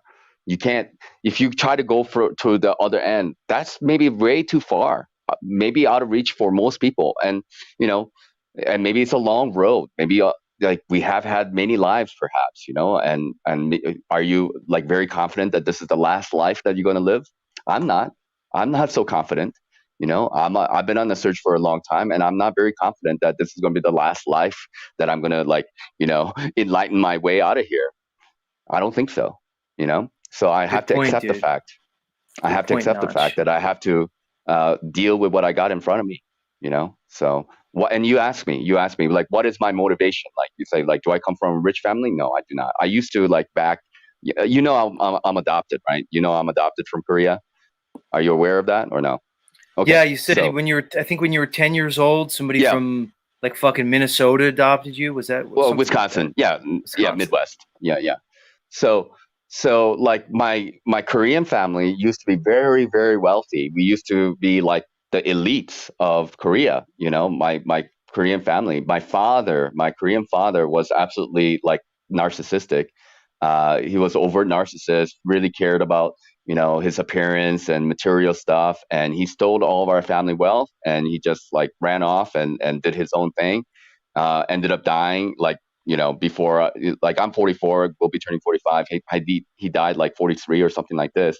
He lived like a really, hard lifestyle, like partied a lot, or, like got himself involved with a lot of women, et cetera, et cetera, as a result of that. Okay. And that's why I was in the condition that I am, and I'm grateful for it. I'm grateful for that. But I used to come from generational wealth. Like my grandfather, my great grandfather, my great great grandfather, and etc. They're all first sons, all of them. Okay, and Korea was very archaic in their approach, where the first son gets all and everybody gets fuck all. you know, right?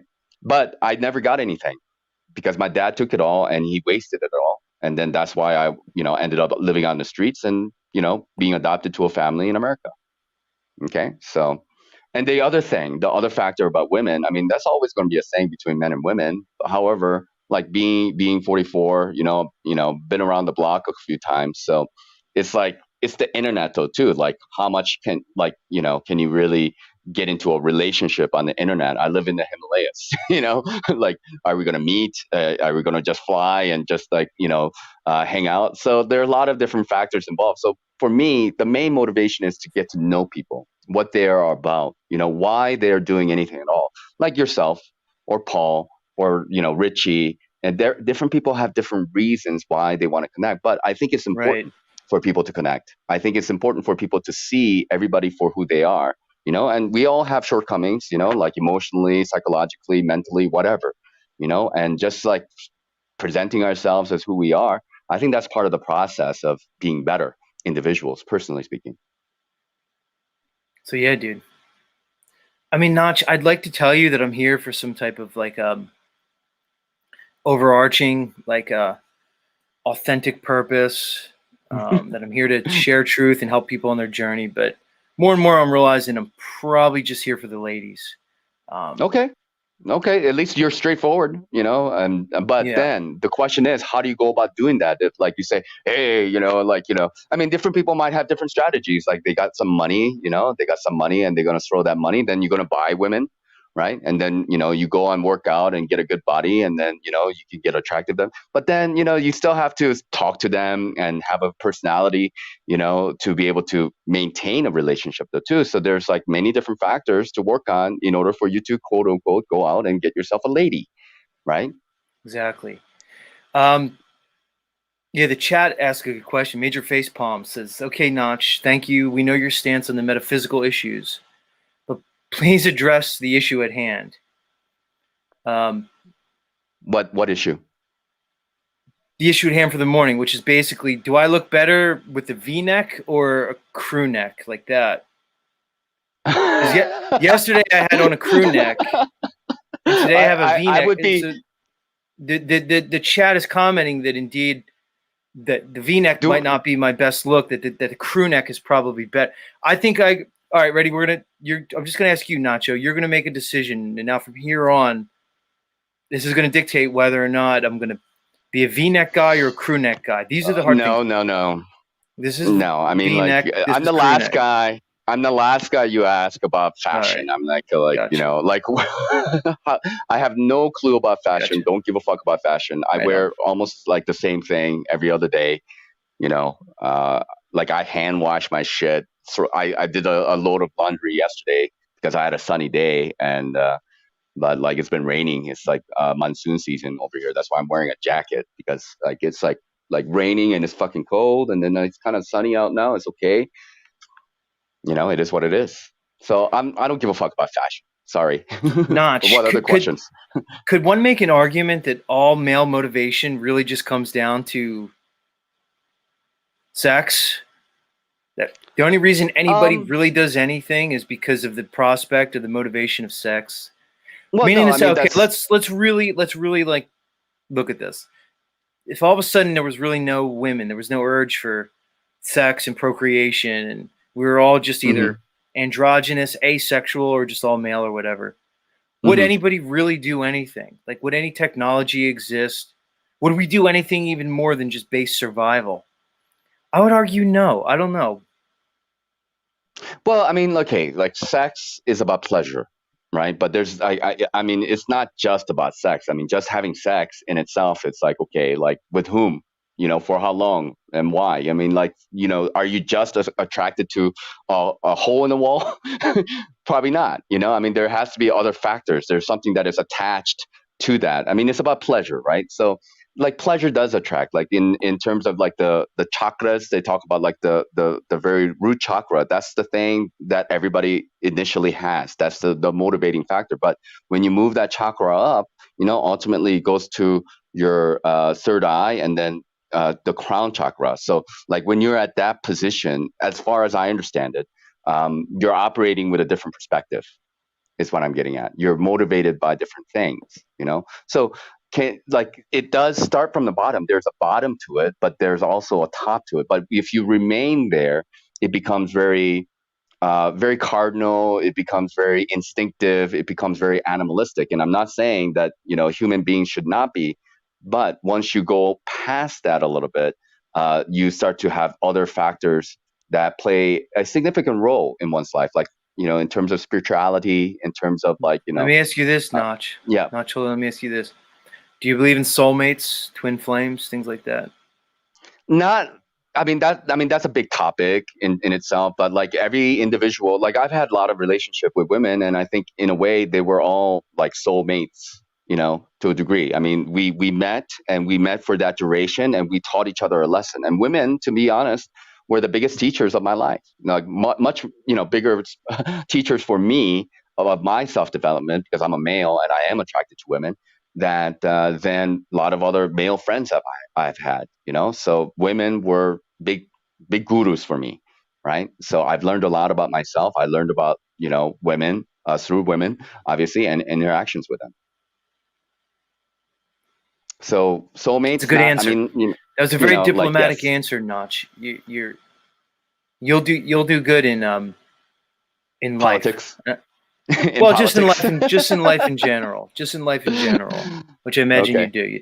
You're good at you're good at giving the nice answer that, especially with women. See, I'm different, Notch. I tend to step on my own self when it comes to women. You know, I tend to sometimes push a little bit where I tend to get the women folk a little bit, let's say, angry, but at least it evokes an emotion in them. I find, Nachiketa, that women, the Women know how to female, make you angry though too, man. That's what they're good at. I mean, they they know how to push they buttons well, that's the too. test. They shouldn't know, but I find the women are just, they really they're drawn towards the almost the roller coaster experience. Mm, It's almost they need it. That's why mm, you kind of see the bad boy phenomena, because they give them that mm, emotional content. It's not about mm. just keeping them happy all the time. It's they need the drama. They need the soap opera in their life. That's why And they love why? soap operas so much. Why do I you think think it's that is? adaptive. I think it's adaptive. I think there's,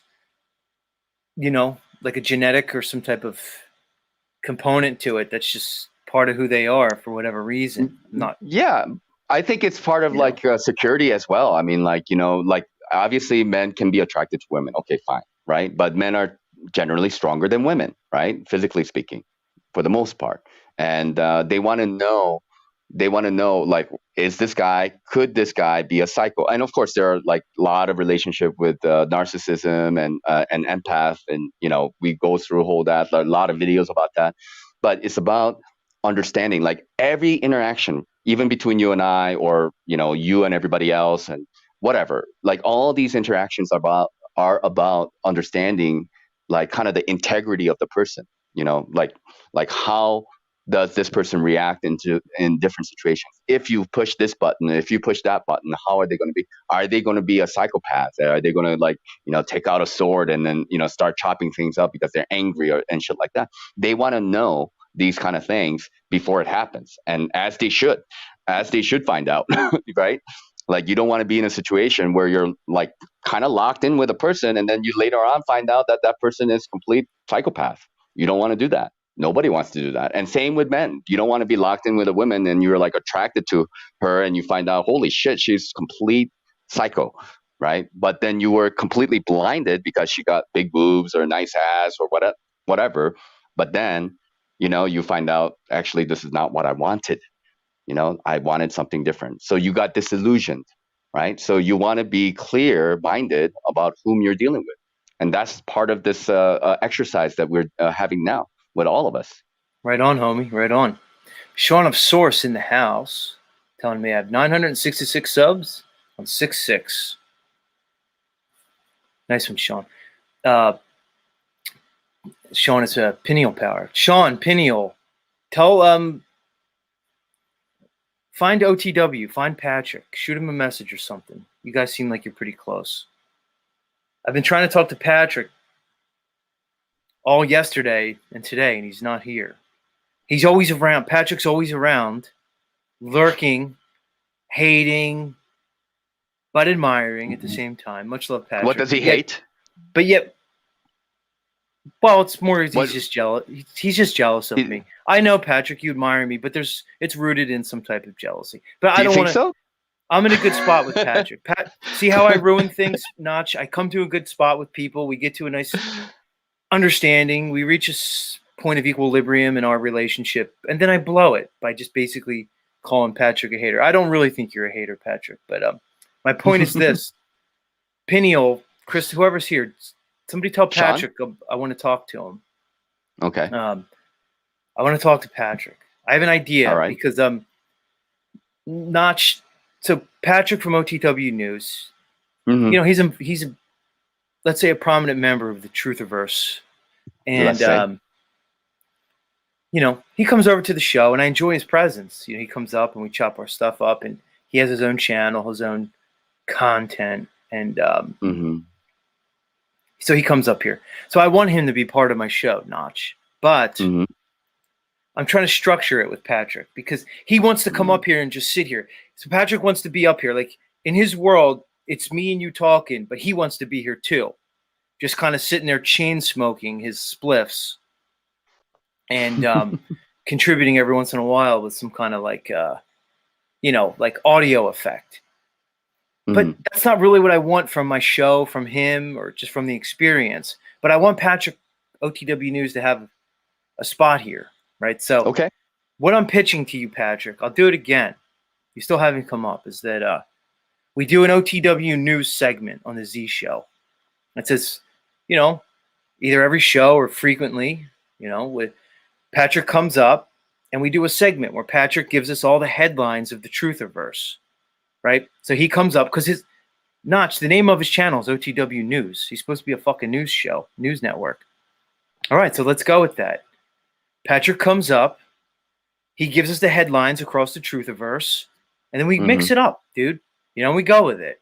Then either I move on, or maybe I keep him up here and we bring somebody up. Like I said yesterday, Patrick comes up. I don't want Notch, see? I don't want Patrick. Desiccant said chain smoking spliffs, LOL.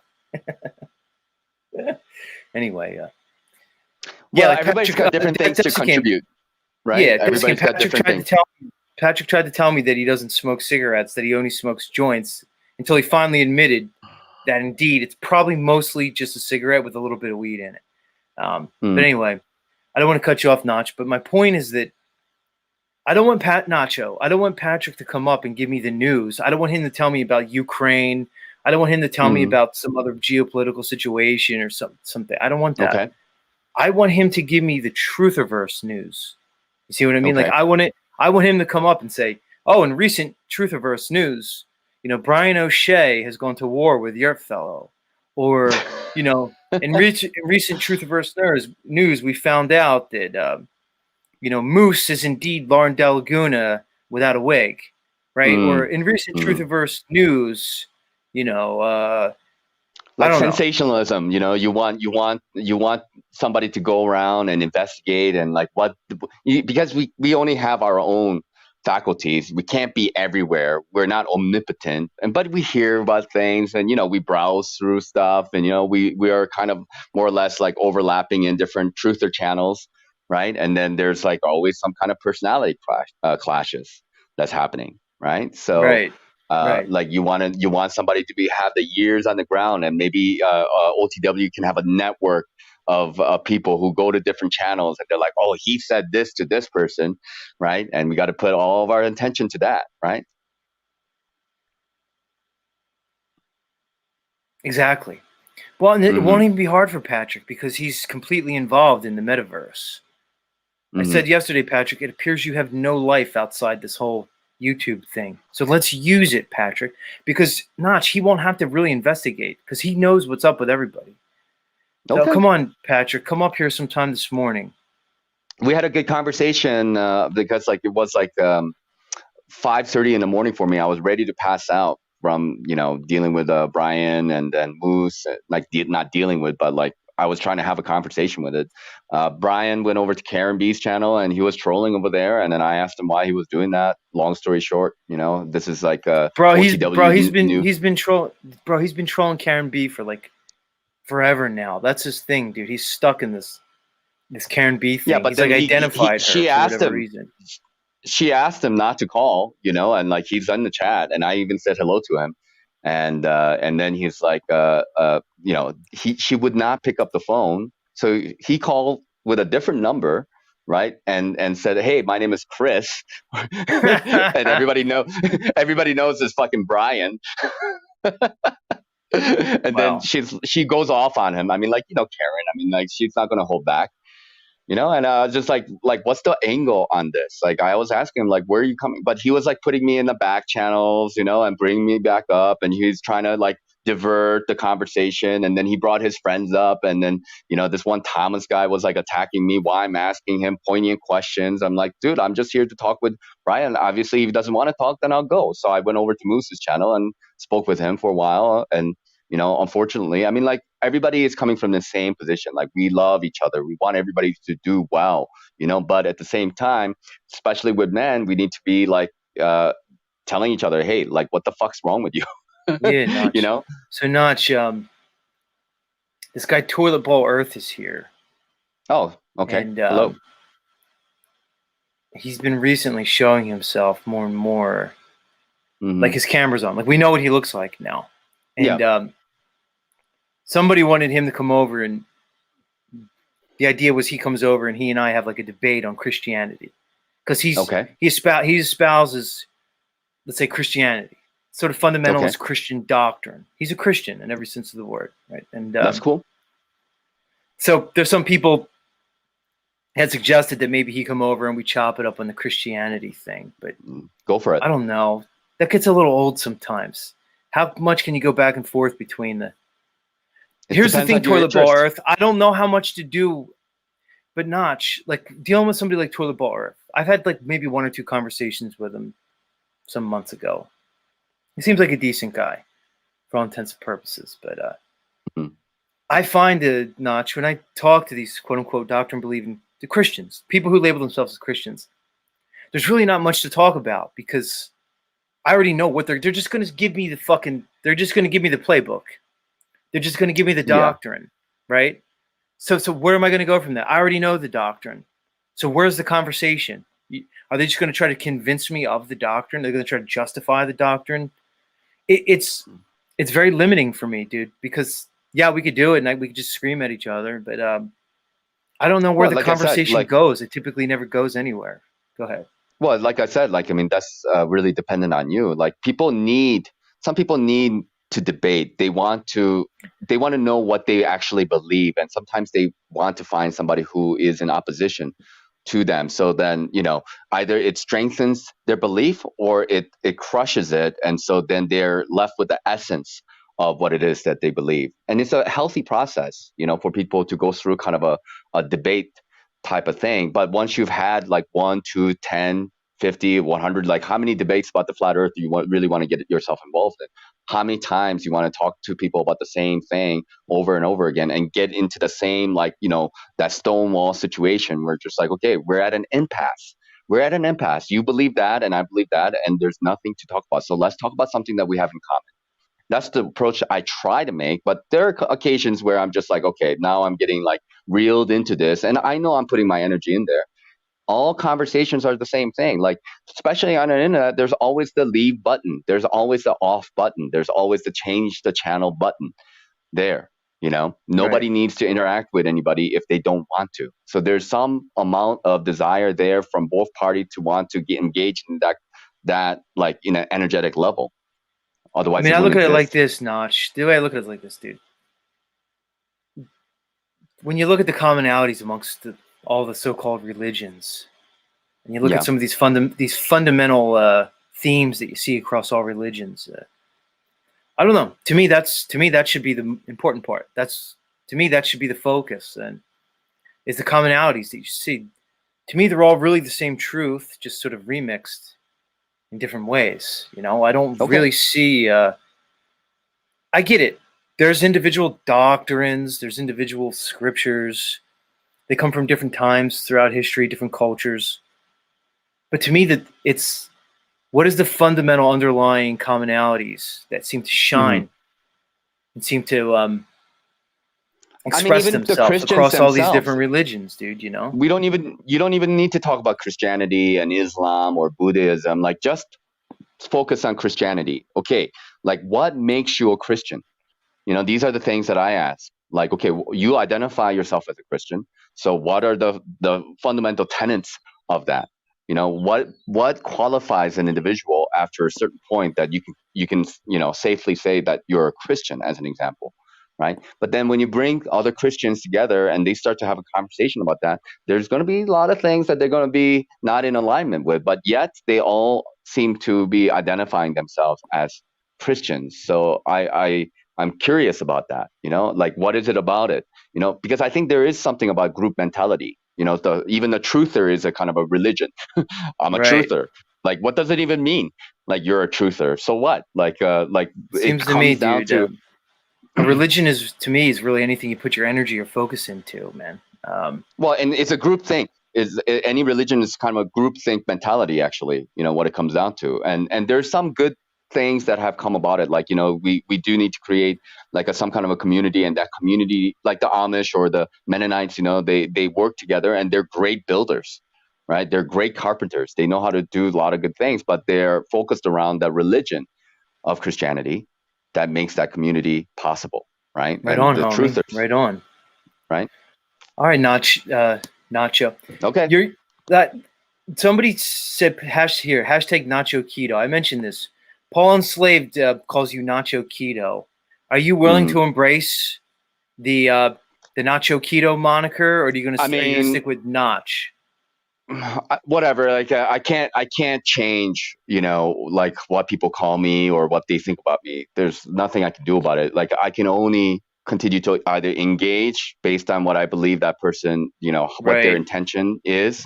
And then if I start to sense that this, people are being disrespectful and or just being assholes towards me, then I'm just like, okay, I guess that's what it is. Like, if they're right if on, they're dude. playing this like a schoolyard game where it's like, oh, I'm gonna have you as like a decoration in my panel or something like that, and you're like you're there as a like a, I don't know, Like an ornament. yeah, like something that's like quite different, right? Like exotic. He's exotic, right? And then I'm like, okay, like I'm a human being. I've experienced my life, and it's a little bit different from perhaps other people's, but like everybody is unique in their own way. Everybody have experiences that are either very much overlapping or it's not very much overlapping. That's fine. But the Cool. thing is, we have the ability to express ourselves and find the commonality between each other's and where we are at. That's all. Okay. So you got next Nice guess? Notch. Nice Notch. So fair enough. You don't. you're not really embracing the nacho keto. We're going to stick with Nachiketa. We're going to stick with his preferred title. And why not Nach? I mean, look, I'm all about referring to people under their preferred names, whether it's a pronoun or otherwise. So Right.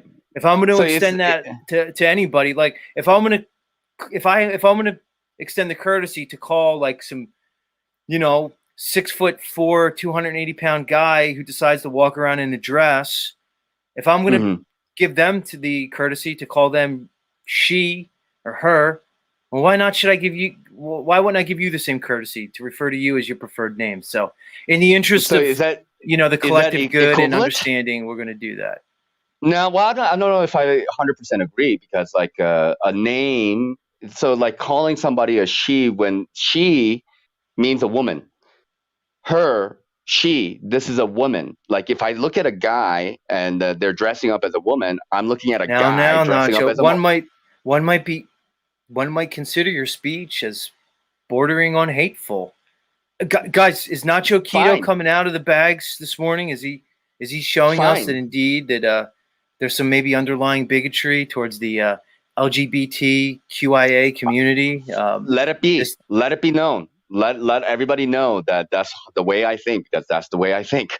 If people have problems with it, let it be. But the thing is, like Nachiketa. Nachiketa is like a Vedic name. Is a Sanskrit name. Okay, it has a meaning. Na means no, and chi is like spiritual chi. Like qigong and stuff like that. Like chi is has to do with spiritual entity, and Keta comes from the word Ketu. You've heard of Rahu and Ketu, right?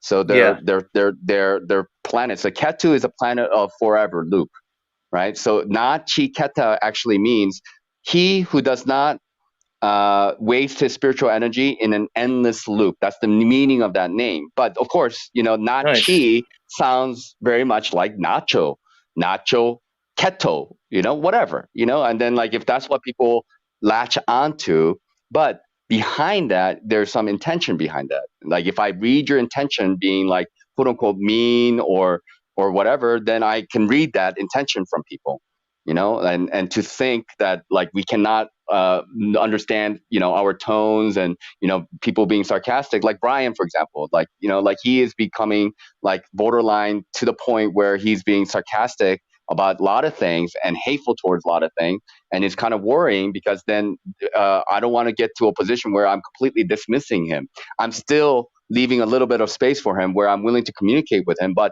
once I get to a position where I'm just like, hey, you are actually an asshole completely, and there's no point in engaging with you anymore.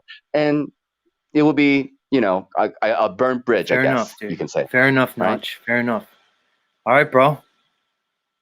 Much love, dude. Talk to you again. Peace. Later. That's Nachiketa, everybody. It's Notch. Don't call him Nacho. Don't call him Nacho Keto. He's not down with that. He's not down with that. I don't know, Notch. I'm not sure if indeed, I don't know.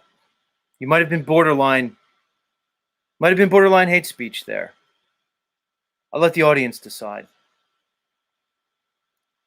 If that was bigoted or hateful.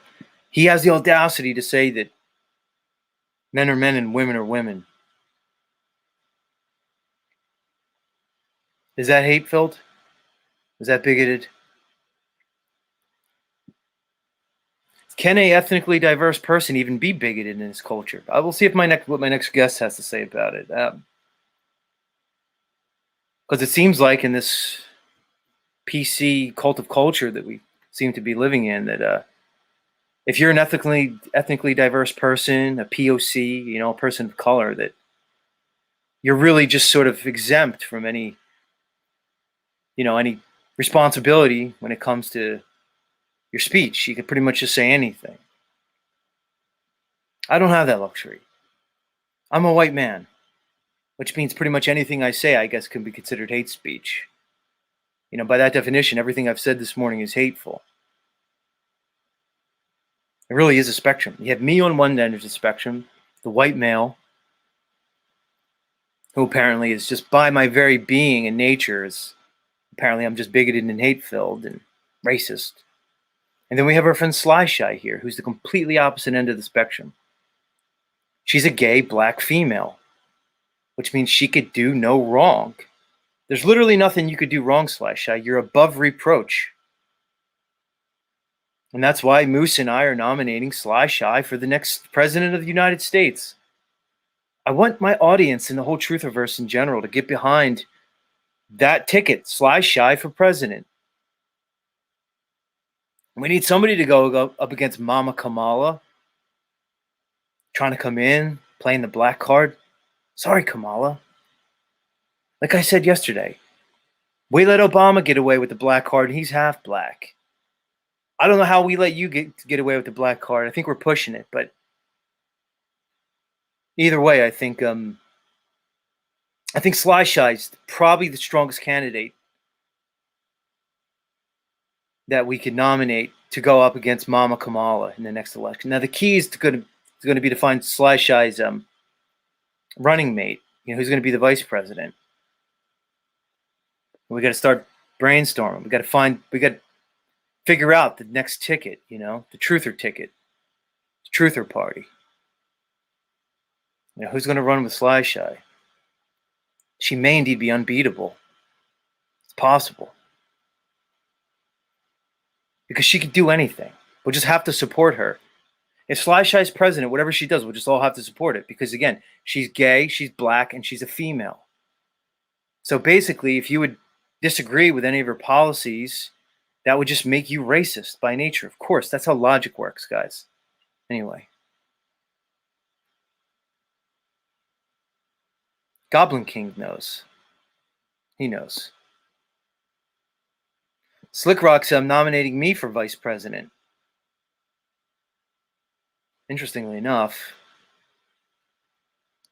I'm not sure that would make the best ticket. We have to play the demographics because we see how this world works. If you're running for president or any political body, fuck, even any corporate position, it's really not about, you know, why would it be about your merits? Why would it be about your intelligence, your integrity, your problem-solving ability, your executive skills, your morals? Why would it be about that? No, we just have to hit the demo. You got to hit the demographics. Come on, guys, get with it. Get with it.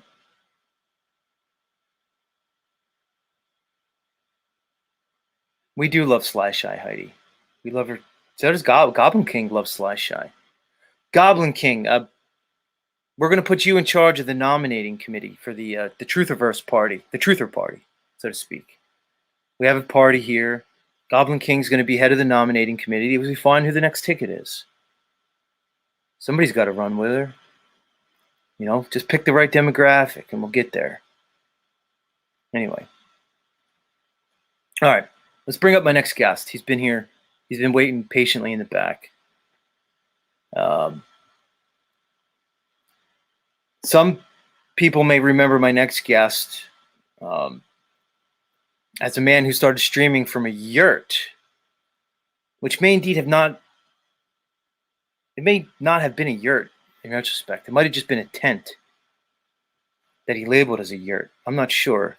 That's the word around the word on the streets. But he was formerly known as the Yurt fellow. But I want to get away from calling him Yurt because it doesn't appear to be what he's presenting anymore. I think his name's Austin, but I might have just made that up. Which complicates things because there's too many Austins around here already. Does he just be another one? So we have Austin Whitsitt, Austin Thompson of the Melodome. Now, if indeed his name is Austin, that's too many Austins for me. That's one too many Austins. So he's the artist formerly known as Yurt Fellow. And he hasn't really been on the show. I think Yurt Fellow's made one appearance on the show. I think it was as Bad Bitch Yurt on the there's a lost episode, guys. There's a Lost Z episode that got yanked from YouTube I still have it. I downloaded it. It got yanked from YouTube because some insane person did a little show and tell with their sidearm. I think it was a Glock, and so they yanked it. And Yurt came on as bad bitch Yurt. But anyway, I think that might have been his only appearance here. I'm not sure. Audrey L in the house. Good to see you, Audrey. Guys, you notice how anytime a female pops in, I just immediately point it out. I know. It's something I need to work on, ladies and gentlemen. You know, I really just shouldn't come here and just appeal to all the very base natures that I have. I should probably try to expand my presentation beyond trying to get laid.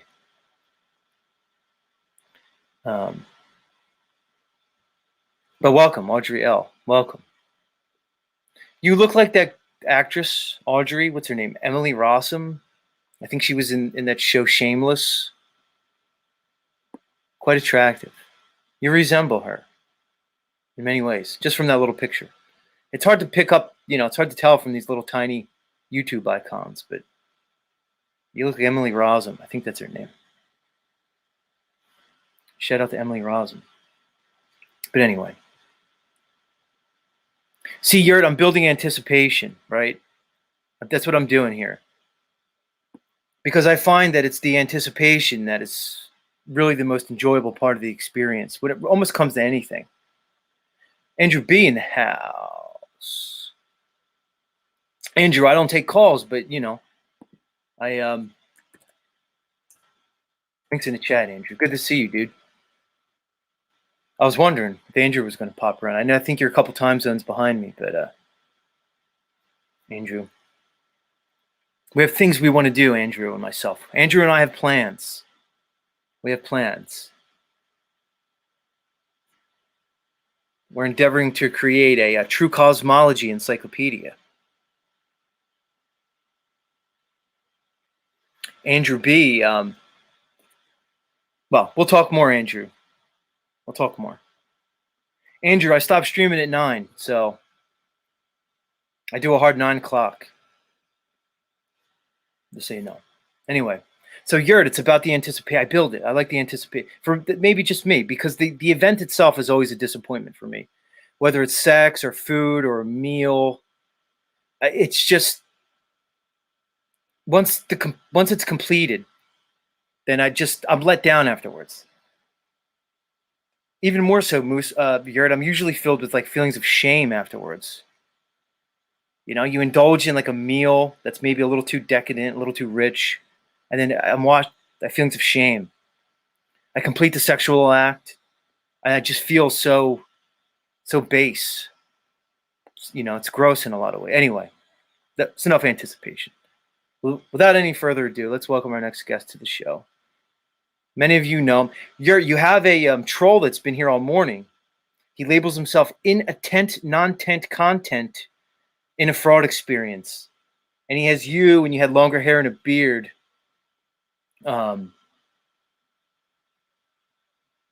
Anyway, I don't know if you've been presented with this guy yet. I actually do like the name. I don't agree with the sentiment. I don't see why anybody would troll you in any way as such, but the name's kind of interesting. Anyway, let's welcome back to the Z Show, our friend in a thought experiment. Welcome back, dude. Muted. What a fool, man. You'd think I would have it figured out at this point. Thanks a lot, dude. Good morning to you. You're saying so much, or I don't even know where to take it. So on Sly Shy, there can be only one VP, and I love this ticket all the way through. Jack Talcott has to be the VP. And then we get to watch him for 4 years freak out as Sly Shy gets all the attention and the credit for all his ideas. That would be perfect. Regular color V-neck. I don't know. I don't like V-neck on me, but I think you're kind of rocking the V-neck today. Thank you. So you're weighing in with the hard hitting issues, because my thought. Okay, so I'm going to bring you into my world, Yurt, as I'm preparing to go live. Is My thought is I have a beard, but so the beard comes up because as you know, I'm the entity in the darkness. But so you tell, but I figured, okay, maybe with the V-neck, you could see a little bit more of the beard, but then I decided that it was a bad choice. I'm willing to know when I messed up. I'm willing to admit when I messed up, but I've gone down the wrong road. And the V-neck was a bad choice. We're going to stick, based on the recommendation from our friend Niall and others, we're going to stick with the crew neck. But these are the important things. But Jack Talcott is VP on that ticket. I don't know how I missed it. But we're trying to win, though. That's the thing. I mean, are people really going to put their vote behind a Mr. Talcott, who was here yesterday, by the way? Much love, Jack. Well, then you're mentioning Brian last night, so I caught a little bit of the Mr. Unslaved show. And to me, it felt like two gladiators or old prize fighters, just like, ham-fisting, going at each other. It was just sort of brutal and savage. And there were so many funny moments in that. But what do you think about that, man, when we sort of get in that gladiatorial mode? Can it go too far, or, like diminishing returns aspect, or it almost kind of hurt a little bit. Like it was funny and then it got a little awkward, I thought, from my view. Well, I was not witness to the exact events of last night, but I heard about them, certainly. And just in general, I mean, we can see this steady decline of Brian O'Shea, the mental, spiritual, and emotional decline. I was wondering this morning and are conjecturing that I don't know, it seems at least like he's in some type of emotional distress. I think there's a component to the vitriol, I think there's an element that's there, but sometimes stuff like that's hard to see. But when you're a kid, it's hard to see mommy and daddy fighting too, but it happens, right? But as far as categorizing them as both as prize fighters, if say on Slavia versus Brian, I don't know. I think we might be giving a little bit too much credibility to O'Shea, because I'm not sure we can place him on equal footing in terms of their, let's say, gravitas, which is weird because I use the word gravitas but I don't believe in gravity. But I don't know. I understand where you're coming from, but I may disagree with the understanding of placing them both and categorizing them both as prize fighters. I don't know if we can say Brian's a prize fighter. Maybe not quite yet. I don't know. Maybe. Well, I meant just sort of in the verbal judo combat aspect, not in the totality of their character. But just brutal. Well, what do you think it is, dude? What do you think it is? I mean, look, to me, I'm just going to go all in. It evidences some type of underlying jealousy or whatever towards Paul. It's like I got to be honest, Yurt. What can I call you? Can I call you Austin? What do you want to be known by moving forward? I agree. There are a lot of Austins. I don't mind the Yurt at all. It was an Amazon tent. I was called out for that. I was exposed for fake fronting my Yurt. But I always said I had always said that it was a dream. I dream of a Yurt village, sort of a craftsman village, off-grid type thing. So I don't mind the Yurt. I'm embracing the Yurt. It's sort of a manifesting aspect at this part. So I'm cool with the Yurt, and it's quick and it's easy. Cool. And, I like Yurt. I know you as Yurt. It kind of rolls off the tongue, so we'll go with Yurt. What I think is going on the dynamics of Brian O'Shea and a lot of people is I think a lot of people go along to get along and accept insults and then sort of file it away for a moment.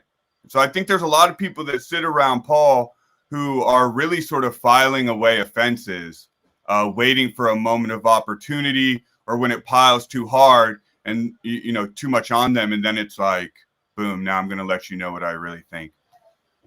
Right. Because I've seen expressions of jealousy from O'Shea towards me multiple times, and I've said it to his face, at least metaversally, so I've seen these tendencies in him. So it's not surprising that he was building it towards Paul. I see people put an expectation on Paul. They create a story and a narrative in their head about what they can get from him. Like Lubass is here. I categorize Lubass in that same bin, dude. It's like they have an expectation. It's really exploitative, Lou and Brian and all you other people. You see something you want from somebody, and then when you don't get it, we see this expression. We see the vitriol. We see the hate. We see the jealousy. We see it expressing itself in so many ways. It's what it really is, because Paul's not going to give it to you. See, most people will defer to other people out of a sense of, let's say, some sort of politically correct understanding, or some sense of avoiding discomfort. So when they're being pushed and they're in some exploitative, let's say, interaction, a lot of people will defer because they just want to kind of keep the peace. They don't want to rock the boat. We're all programmed to just don't upset the herd. But Paul won't do it. He'll stand on a square no matter what. And then you see the wave break, and then you see the expressions of frustration. So maybe it was only a matter of time with O'Shea. It is kind of sad because O'Shea, you do need a daddy. When he says that these people need daddies, he's right. And O'Shea, you need a daddy. You probably need Paul as your daddy, and you're just rebelling against daddy. Like maybe he's just reached some stage in his maturity where it's like natural, where you got to challenge daddy. You're gonna go up against dad. You got to bump chests a little bit. What do you think about that idea? Yeah, I think he sort of said that it's, his time to differentiate between the two of them, which is kind of what going against dad is about. But, all that talk sounds good on the internet, right? For the internet hype and the personal dynamics we're thinking about and all this. But at the end of the day, that's a grown man who, by his own words, his own description of his life, has sort of failed in a lot of ways. So if he's made a metaversal daddy out of anyone, and now he feels the need to rebel against that, it's going to be sort of a fool's errand, right? Because Paul's not your dad. And at best, he's a wise dude on the internet who has taken some steps towards securing his own rights and freedoms as he sees fit. But he's not actually your dad. He can't actually fix the things in your life. And I'm sorry, at 50 years old, and you brought up sexual relationships, and I'd like to talk to you about that more in the future, because I think you have interesting angles, and I appreciate your bravery. And that's what I appreciate in those dudes as well, is sort of their bravery and their ability to stand in the pocket as they're catching the shit. But, to be almost 50 years old and some of his other arrested development points in his personal history, I mean, man, I don't know if there's hope at a certain point, at a certain age, if you haven't done certain developmental things. And I don't think we prepare men very well in this society to do what we have to do and to live the lives we want. So, a metaversal daddy is not a real daddy. It is the simple point I was trying to make. Yeah, dude, good take on that one. Much love, O'Shea. I think at this point, we get invested in personalities and in people, man. And I think it's fair enough to say many of us were invested in the Brian O'Shea thing, or, we have some care and understanding for the man. So we love you, Brian. I don't know. Good luck. But anyway, and I don't know if I love him or not. He makes me laugh, but I don't know. I kind of operate in this way that, I pray for all the Buddhas and all the timelines. I have a basic level of love and respect for people. But, you mentioned a stalker, a weirdo stalker in the chat, and I think we all know who that is. And he taught me an important lesson on this metaversal thing, is that when someone tells, and it's really a life lesson that everyone should learn, probably from their father, that when someone tells you I'm a piece of shit, I'm totally fucked up, don't listen to me, I got all these issues, X, Y, Z, just believe them. Just believe them and then act accordingly. And a lot of us that come from dysfunctional families where a lot of bad behavior is sort of accepted, we can find it attractive even, the dysfunction. And so then we can kind of be allured into humoring that and playing patty cake with that. And that's really not how powerful adults should behave. Someone tells you they're all fucked up, take them at their word and act accordingly. That's my general advice. Can I just have one more, dude? And then I'm a scat, so I gotta prepare. One, dude, I want to just acknowledge you didn't have to come over yesterday and try to communicate a compromise. I appreciate that you did that. And part of me is like, I don't even know why you felt the need to do that. But I want to appreciate you extending a hand down in this metaversal thing. You've got a bigger audience, a bigger following. So I appreciate that you would feel the need to at least acknowledge me. I know we have a shared thing with some of these people, and we want to make sure they're over here. So I just want to acknowledge that. And I also just want to say, I'm going to respect the timelines that we've set up. But the same thing, just like you, I'm kind of finding my form and my medium, and I'm going to go all week this week, but who knows how regular it'll be. And I don't really need the promotion or the shine. I appreciate that we kind of offered that, but feel no compulsion or anything like that. Cause I'm really trying to develop my own thing and my own voice, and hopefully bring in my own audience on my own. I think you're kind of feeling the same thing. You know what I mean? Yeah, fair enough. So you're saying basically like you're going to do the morning thing now, but you don't know if you're necessarily going to stick to it. You're just trying to find your milieu, so to speak. Yeah. All right. So what we'll say is you're here now. The audience got exposed to you guys. He's going live at 9:00 this morning. It looks like you're live now, but you're not there. It looks like you just kind of had a warm up or something going. So yeah, Benton is over there just getting the crowd, opening the door for me. So cool. I better go check on how that's going. All right, well, you're here, dude. Tell us. Look, I like your take on things, Yurt. So why don't you let the audience know a little bit about your channel, what it's all about, and then to go do your thing. Yeah, so when I originally started, my original channel was In a Yurt with Books. And yeah, I had gotten this Amazon Yurt, and my idea was I live in an old farmhouse. 2016, my family, we moved out to this old farmhouse, and we started a homestead. I'm doing a permaculture thing on my farm. Building a food forest. So we're renovating the house, yada, yada, yada. I thought it'd be cool to go outside and share books and all of that on a YouTube page. I'd been an audience member, on these YouTube channels for a long time, but never participated. So I decided it'd be fun to throw my hat in the game and do that. So I started sharing books. Well, while I was doing that, I also had my own questions about trutherism and the conspiracy theory realm in itself. So I sort of hope to tiptoe into that field as well on the channel. And then New Jersey Jeep Girl shout out one random day back in like October of last year, mentioned Paul enslaved, and then that sort of changed my trajectory altogether. Before that, I'd done one interview on Chalk Body Outline where I discussed Jason Brashears of Archaics. And side note, Brian O'Shea's Archaics is just phenomenal. His impression of that dude, he should just do that all day.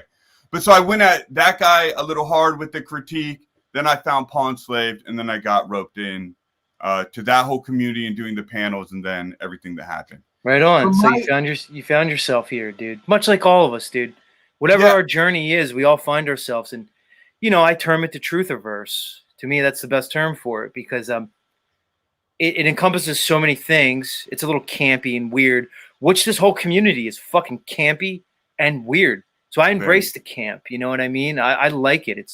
It's interesting how we all found ourselves here, man. Well, cool, it is. Man. And up until like 6-8 months ago, there's so many people, the Zachary Hubbards and all these sorts I never heard of. I don't know where they were. I don't know where they came from. And so it's like a whole other realm of trutherism that I was completely unaware of. I don't know how I missed all that.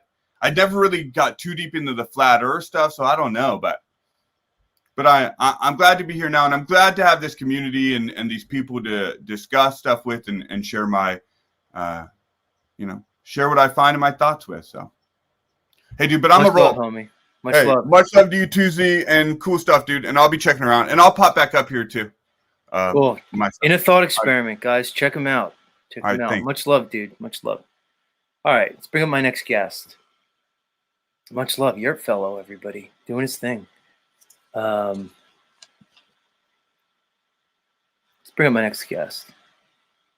I've had him on before. Andrew, I'm going to bring you up. You still there? I think you're still there. Next guest is Andrew B. We want to Andrew created a. Interestingly enough, he created a like a flat Earth trivia game, and Dave Weiss ended up putting it on his apps. Anybody who knows Dave Weiss and his app, shout out to the Flat Earth Sun, Moon, and Zodiac Clock app, which is funny because I think I'm the only person in the whole Flat Earth community who gets the name of his app right. So, come on, Dave, show me some love. Where are you? But anyway, Andrew created this fucking trivia game. But beyond that, Andrew and I have we have something we're trying to explore. Let me talk to him about it. Andrew, welcome back to the show. You there? Yes, I'm here. And I'm not sure why my camera is not on. Let me, I don't know. What the fuck? But yeah, anyways, it's good to see you back again, man. You were gone for a while. Yeah, about 2 months. About 2 months. Let's call it a hiatus, so to speak. And it happens.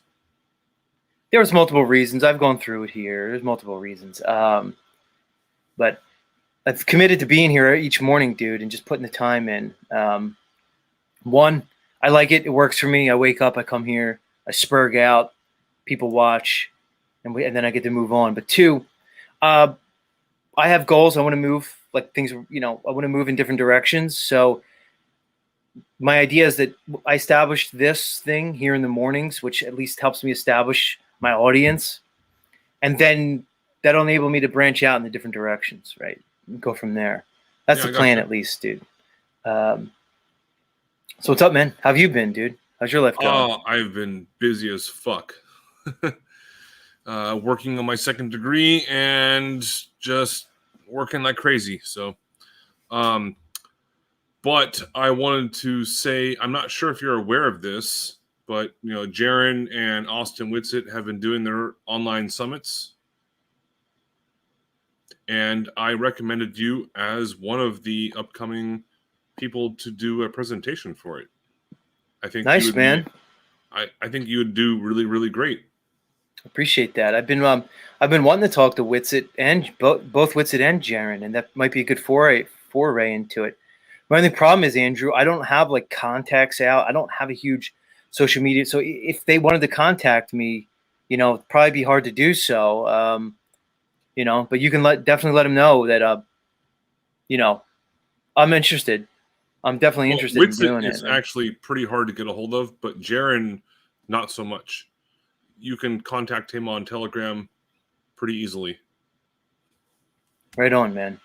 I mean, look, if you're willing to act as a facilitator for that experience, and I'd appreciate even just kind of shouting me out to them so they kind of understand, they get to know me, I appreciate that, man. I'd like to participate, in that because Austin, Whitsitt's one of the guys that I really admire, dude, in this whole game. Because I also Andrew, you and I have talked about this. I'm not one of these guys where I say, okay, I'm not beyond the flat Earth conversation now. Like I'm not ready to move beyond it. I don't know if I ever will be because I place so much importance on it. So I can't ever see myself escaping it, and because I can't settle on where they go, well, maybe it is a globe, maybe it's flat, we'll never know. I don't believe in that. I think the globe is impossible. So you're never going to hear me say, well, maybe it's a globe.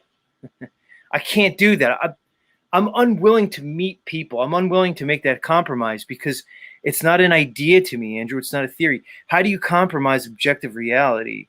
That's like, how do you compromise like the physical world around you? That's why I love the flat Earth topic so much. It's not a matter of debate to me. It's not a battle of ideas. It's just an exploration of physics, basically. It's the physical world around you. It is what it is or it's not. So to say, oh, it could be a globe, no, man, I'm not with it. So anyway, I just went off there. But no, I you're appreciate good, that, dude. Because the easiest thing to understand is that if you go out to the beach, if you live near a coast, is just walk out to the coast and see the ocean. and then say, "Are you moving? Are you spinning?" It's a pretty simple thing, but then it starts getting really complex, and we don't have much time left, so I'm not going to take up much more of your stream time. But it's pretty simple. We're not flying. We're not moving. It's simple. Yeah, dude. You know, and you're right. Like, we can probably go off on this forever. Yeah, but I appreciate it, man. I'd like to talk to Jaron and Austin at some point, man. And getting in on their conferences would probably be a pretty cool thing. Yeah, they're planning on doing the conferences, I think, 3 times a year. And the next one is coming up in about 2 weeks. So that's something to check out. And they have different streamers and presenters that come on every single time. So you might want to check that out and even reach out to them, because all of the presenters get paid for it. And I think if you had like a 1-hour presentation that you could do, that would be pretty cool, especially considering your background with your education and all that kind of stuff. Right. But I mean, if I present, like, I'd imagine they wouldn't want me to come up there and talk about, like my V-neck versus the crew neck and Brian O'Shea. And they wouldn't want me to talk about how my only goal here is to get laid. You know what's funny, Andrew? I'm realizing that I'm not sure about that. Sarcasm is missed on so many people. It's really funny, man.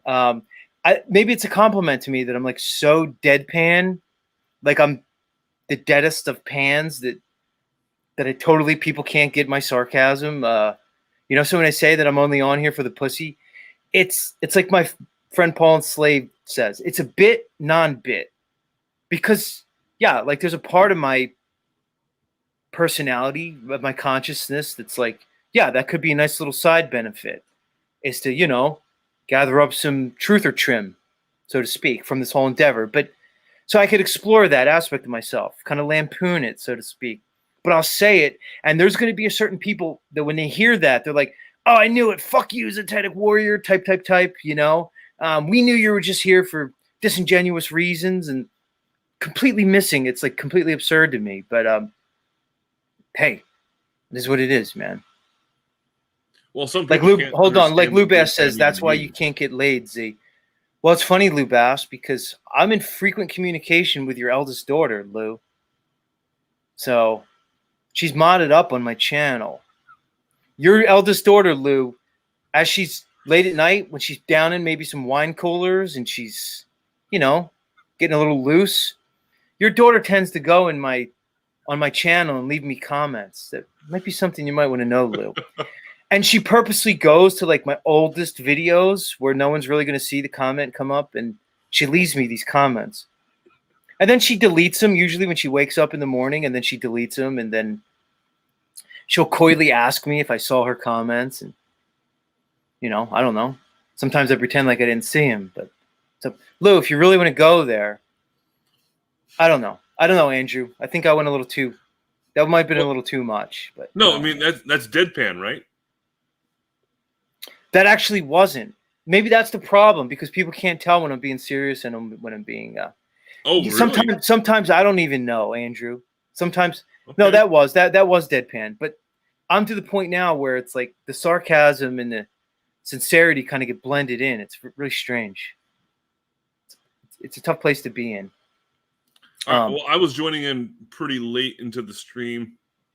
I was on a stream just before this, and I'm kind of busy, so I don't want to keep you for too much longer. Cool, man. So let's just say, I think you gave me your contact information at some point. I wrote it down. You could toss your email in the private chat if you want. It's just me and you in here. There's no one else to see it. Where do you want to go with this thing? Because it's probably a grandiose idea, but a true cosmology encyclopedia. Are we biting off too much more than we can chew with this idea, no, absolutely Andrew? Not. And just to put a little bit of input, I did not come up with the trivia kind of stuff. It was an idea that I got from Jaron, and then I just ran with it later on. And then I sent a whole shitload of questions over to Dave Weiss for his app, and he has used those for the app. So if you go on to the app and go to the trivia part, there's a lot of those questions that are from me. So I can. Right on, man. Right on. I love doing this kind of stuff. Right. So okay. So if you and I take on some projects, some true cosmology encyclopedia, I don't know. Let's bet. It seems like it's more than. Let me just ask you this, Andrew. Why does the community not have like an encyclopedia, a reference source of true cosmology? For instance, if somebody wants to get into the topic of the true cosmology and get behind the global eye, the information is just so diverse right now. And we don't all agree on everything, but there's some fundamental things, right? So, okay, right now it's like Dave's app, people's different YouTube channels and websites. But what's preventing the community from establishing some like reference material? You know, something that could, if we really believe in this thing, okay, so guys like Andrew and I, we think there's a huge lie and deception that's being perpetrated across mankind and humanity that goes back hundreds, if not thousands of years, like a monster lie about where we live. Well, think of the implications behind that. So we're obviously passionate about the topic, but yet, where's the reference material, dude? I don't know, Andrew. I could spin off on this, dude. That's a very deep subject to get into, and maybe tomorrow or the next day or something, I'll try and join in. We can talk about that more.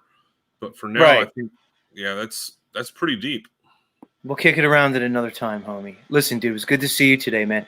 Everybody, check out the trivia section on David Weiss's Flat Earth, Sun, Moon, and Zodiac Clock app.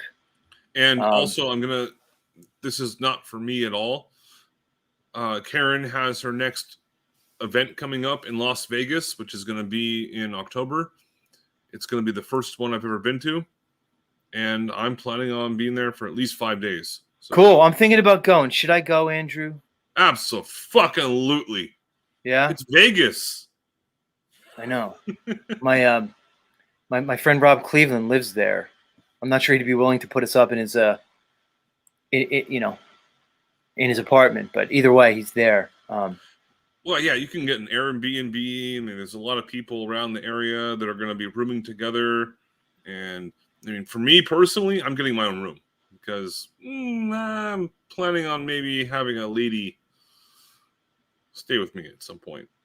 Much love. So, are you going to be like me, Andrew? Are you going to just look for some truther trim, like while you're there, like some flat Earth vagina, or are you looking more like maybe like a seeking arrangements type of thing? Are you going to secure your stuff? I've never heard anyone say truth or trim before, but is that your plan? Are you going to go for the truth or trim, like or are you going to meet a lady that is not a globie? Gotcha. So you want to be able to entertain an experience with a flat Earth female, and you want to be able to create an environment where you and she could spend some quality alone time together. I like the way you think, Andrew. Yeah. You and I are we're pretty simpatico on a lot of these topics. Not only the flat Earth, but and our desire for truth or trim. We appreciate that. All right, dude. That's a good T-shirt, man. Yeah, don't be a stranger, Andrew. Much love, man. All right, man. Thank you very much for having me on. I love flat earthers, everybody. Not only because they always have a good vibe, they have a good energy, not just because of that, but mainly because they agree with me. And really, that's probably the most important thing in my world, is that one agrees with me. Call it what you want, guys. Call it what you want. This is my world. It's the world of Z. Everything else is just probably an illusion after that. What I'm saying is I'm the only real thing around.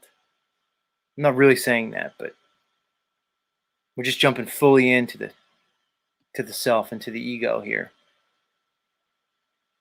Right. Hashtag truth or trim. Where's the truth or trim? Special K falls under the truth or trim category. Special K, I'm wondering, behind those glasses, what's going on? We need more, Special K.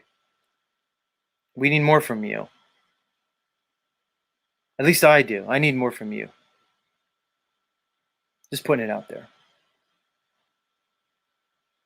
Anyway, we don't have to draw this out any longer. We've gone 10 minutes over, but it was worth it this morning. Like each morning, we've had some laughs, some ups, some downs. Sometimes there's some tears. Who knows?